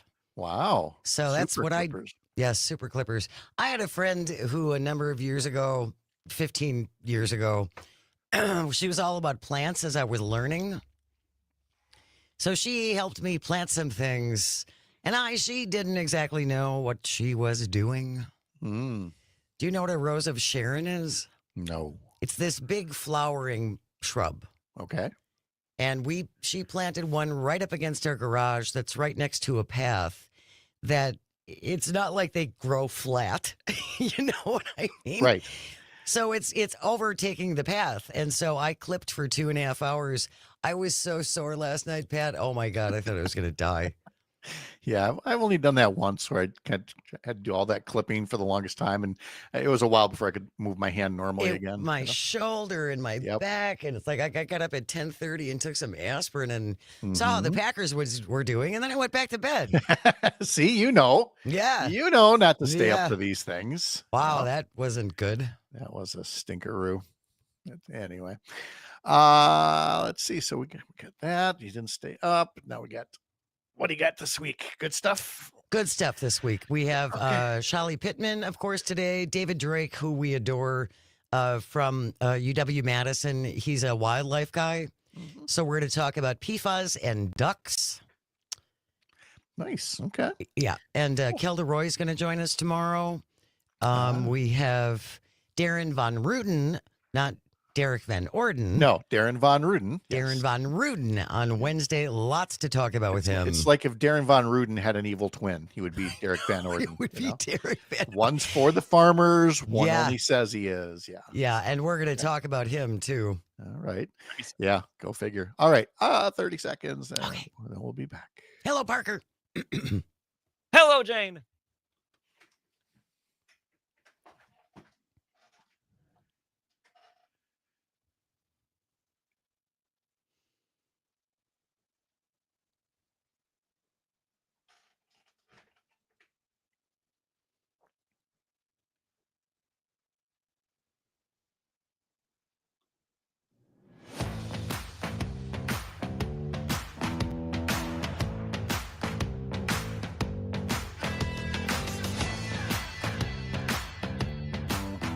Remember, you can sign up for our newsletters, the weekday version, the Sunday morning one that has a focus on politics. Just head over to upnorthnewswi.com, click subscribe up in the top banner. And while you're at it, sign up for the new Civic Media daily newsletter, Civic Media Today.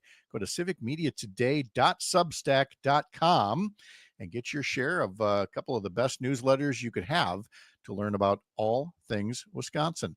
And along with that and this show, there's Jane Matinair. You're going to learn a lot about Wisconsin from her. How are you, Jane? Good morning, Pat. I am fantastic, and I do just want to give a plug for the newsletter.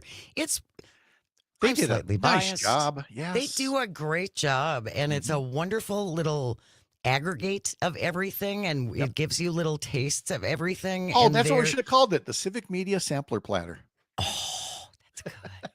But then if you want to know more, you can click on links and get more information. And it's really, they've done a great job. Yes. They've done a yes. great job. And, before I forget the people that actually pay me at Up North News, Ellie Bordeaux, our new newsletter editor, will join us for the first time on Wednesday morning, right after the 7 o'clock news. So come meet Ellie on Wednesday morning. You got Up North News has a great newsletter too. Thank you. Yeah, You really do. We've worked very hard on that, and so I subscribe to a lot, and then I have to remember to unsubscribe from them. But I want Why? to see Because what you're they're afraid up it's to. gonna. You're afraid it's going to come back and haunt you, and you're going to have to explain why you were following those accounts. No, because I'm not Bill Berrien. I There don't you mind go. the stuff that I have surfed. It's okay, and I'm not busy trashing anybody. But you have to look at all these different newsletters to figure out, where do you get useful information and what is junk, and then you just kind of set those aside. And that's. Look, the newsletter business is kind of like the radio or TV business. There's, you never watch this or read or listen to the same things all the time. Things change. Yep. And so that's where, again, if you're not seeing that Civic Media newsletter or the one from Up North News, go check those out. And you can read them while you're listening to programs like ours and Jane and Greg's coming up next. What you got happening today? Well, Shali Pittman, Civic Media's news director, she is going to join us at 9:30. She does an incredible job keeping track of all of the things that are happening, especially locally in Wisconsin and across Wisconsin. So Shali's going to join us around 9:35. In hour number 2 today, our friend from UW-Madison, he is a wildlife expert. David Drake is going to join us. There was a report about the increasing number of PFAS showing up in Wisconsin ducks. And so if you are a duck hunter and you like to consume ducks that you catch, there are limits now. So we're going to be talking about that with David Drake as well. For the rest of the week, all kinds of stuff coming up. Todd Alba will be joining us tomorrow at 9:35. We're going to talk to Darren Von Ruden, who is the head of the Wisconsin Soybean Growers Association, or Wisconsin Farmers Union, in Wisconsin. So we're going to talk to Darren on Wednesday. Lots of things to talk to Darren about. Oh, without a doubt. And again, Darren Von Ruden is from the Farmers Union, who actually represents farmers. Derek Van Orden is the congressman who does not. And we're going to talk about Mr. Van Orden in the first half an hour as well, and fascists. Yeah. And Darren Van Orden now thinks that anyone who calls anyone a fascist apparently should go to jail or prison. Mm-hmm. We have a compilation of an interesting person who uses that word. Really? Yeah. Who could that be? Who one wonders. Maybe should be in Prison Orange as well. Yeah. Anyway, so we got that coming up. What'd you do over the weekend? Now, first off, let's establish the wisdom of our ages, of those of us of a certain age who can be Packer fans, but do not stay up way past our bedtimes to watch a tie in Dallas. That was amazing. We, Paul and I both did a lot of work outside yesterday because it was such a beautiful day. And my neighbor had loaned me what I call their clippers of power. So I borrowed the neighbor's super clippers and I trimmed bushes and whacked bushes for like 2.5 hours yesterday. Ooh. I was so sore when I got done. I went to bed last night at 7:45. And I couldn't get comfortable. My shoulder hurts and my back hurts and my this hurts and my that. So I finally got up about 10 o'clock to come downstairs and take some aspirin. Little dose of autism there that you took? I got a little dose of bear is what I took. Oh, okay, good. And my husband was still up watching the game. And I saw him go up 2016. And I went to bed and thought, well, this is good. We'll be me too. Good. I did. In 2016, I'm like, all right. It should. I'm not going to worry about it. And then to wake, I heard you this morning, 40-40 tie. Gosh. Youch. No, I'm not staying up for that. And it turns out that, again, maybe it's a reflection of our age, but we've got a local watering hole here where people gather for Packer games. And maybe it's just because it's early in the season. I don't know. But a lot of the usual suspects decided to sit this one out. It's a late Sunday night, maybe later in the season, there would be reason for it if there were playoffs at stake or something. Right. But for this, it's like, no, I'll see you in a couple of weeks after the bye. In the meantime, we get to get excited for Brewers baseball instead. Absolutely. Lots and lots of excitement there. Oh, by the way, if my husband is listening, happy anniversary a day late. I actually I forgot our anniversary yesterday. No. I bought a card. I had the card all ready to go, and I got up yesterday morning before he did, and I'm having my coffee, and he comes in and gives me a kiss and good morning, and I said, good morning. He said, you know what day it is? I said, it's Sunday. What? Oh, Jane. I know. Oh. I forgot our 23rd anniversary. Wow. See, guys, so it's not just it happens. It happens. doesn't just happen to the guys. No, it was me. See, that's part of why when we were talking about wedding dates and all that, and ours is July 5th. And Nice. my birthday is July 3rd. Oh, geez. So there's no way You I can set it up so that forget. I can't possibly escape, from knowing when my anniversary is. That's So, that's very wise. hey, that's my advice for a happy marriage is to never forget your anniversary. Cheat and pick something right next to important holidays. So Jane, Matt, and Eric coming up next, along with Greg Bach from Matt and Aaron on Air. Thank you, Jane. Have a great Thanks a start to lot, the week. Pat. Take All care, right. Parker. All right. And thanks to all of you for being part of things today. I'm Pat Kreitlow, founding editor of Up North News, part of Courier Newsroom, a pro-democracy news network. Enjoy the rest of your Monday. We'll see you bright and early, 6 a.m. here back up north.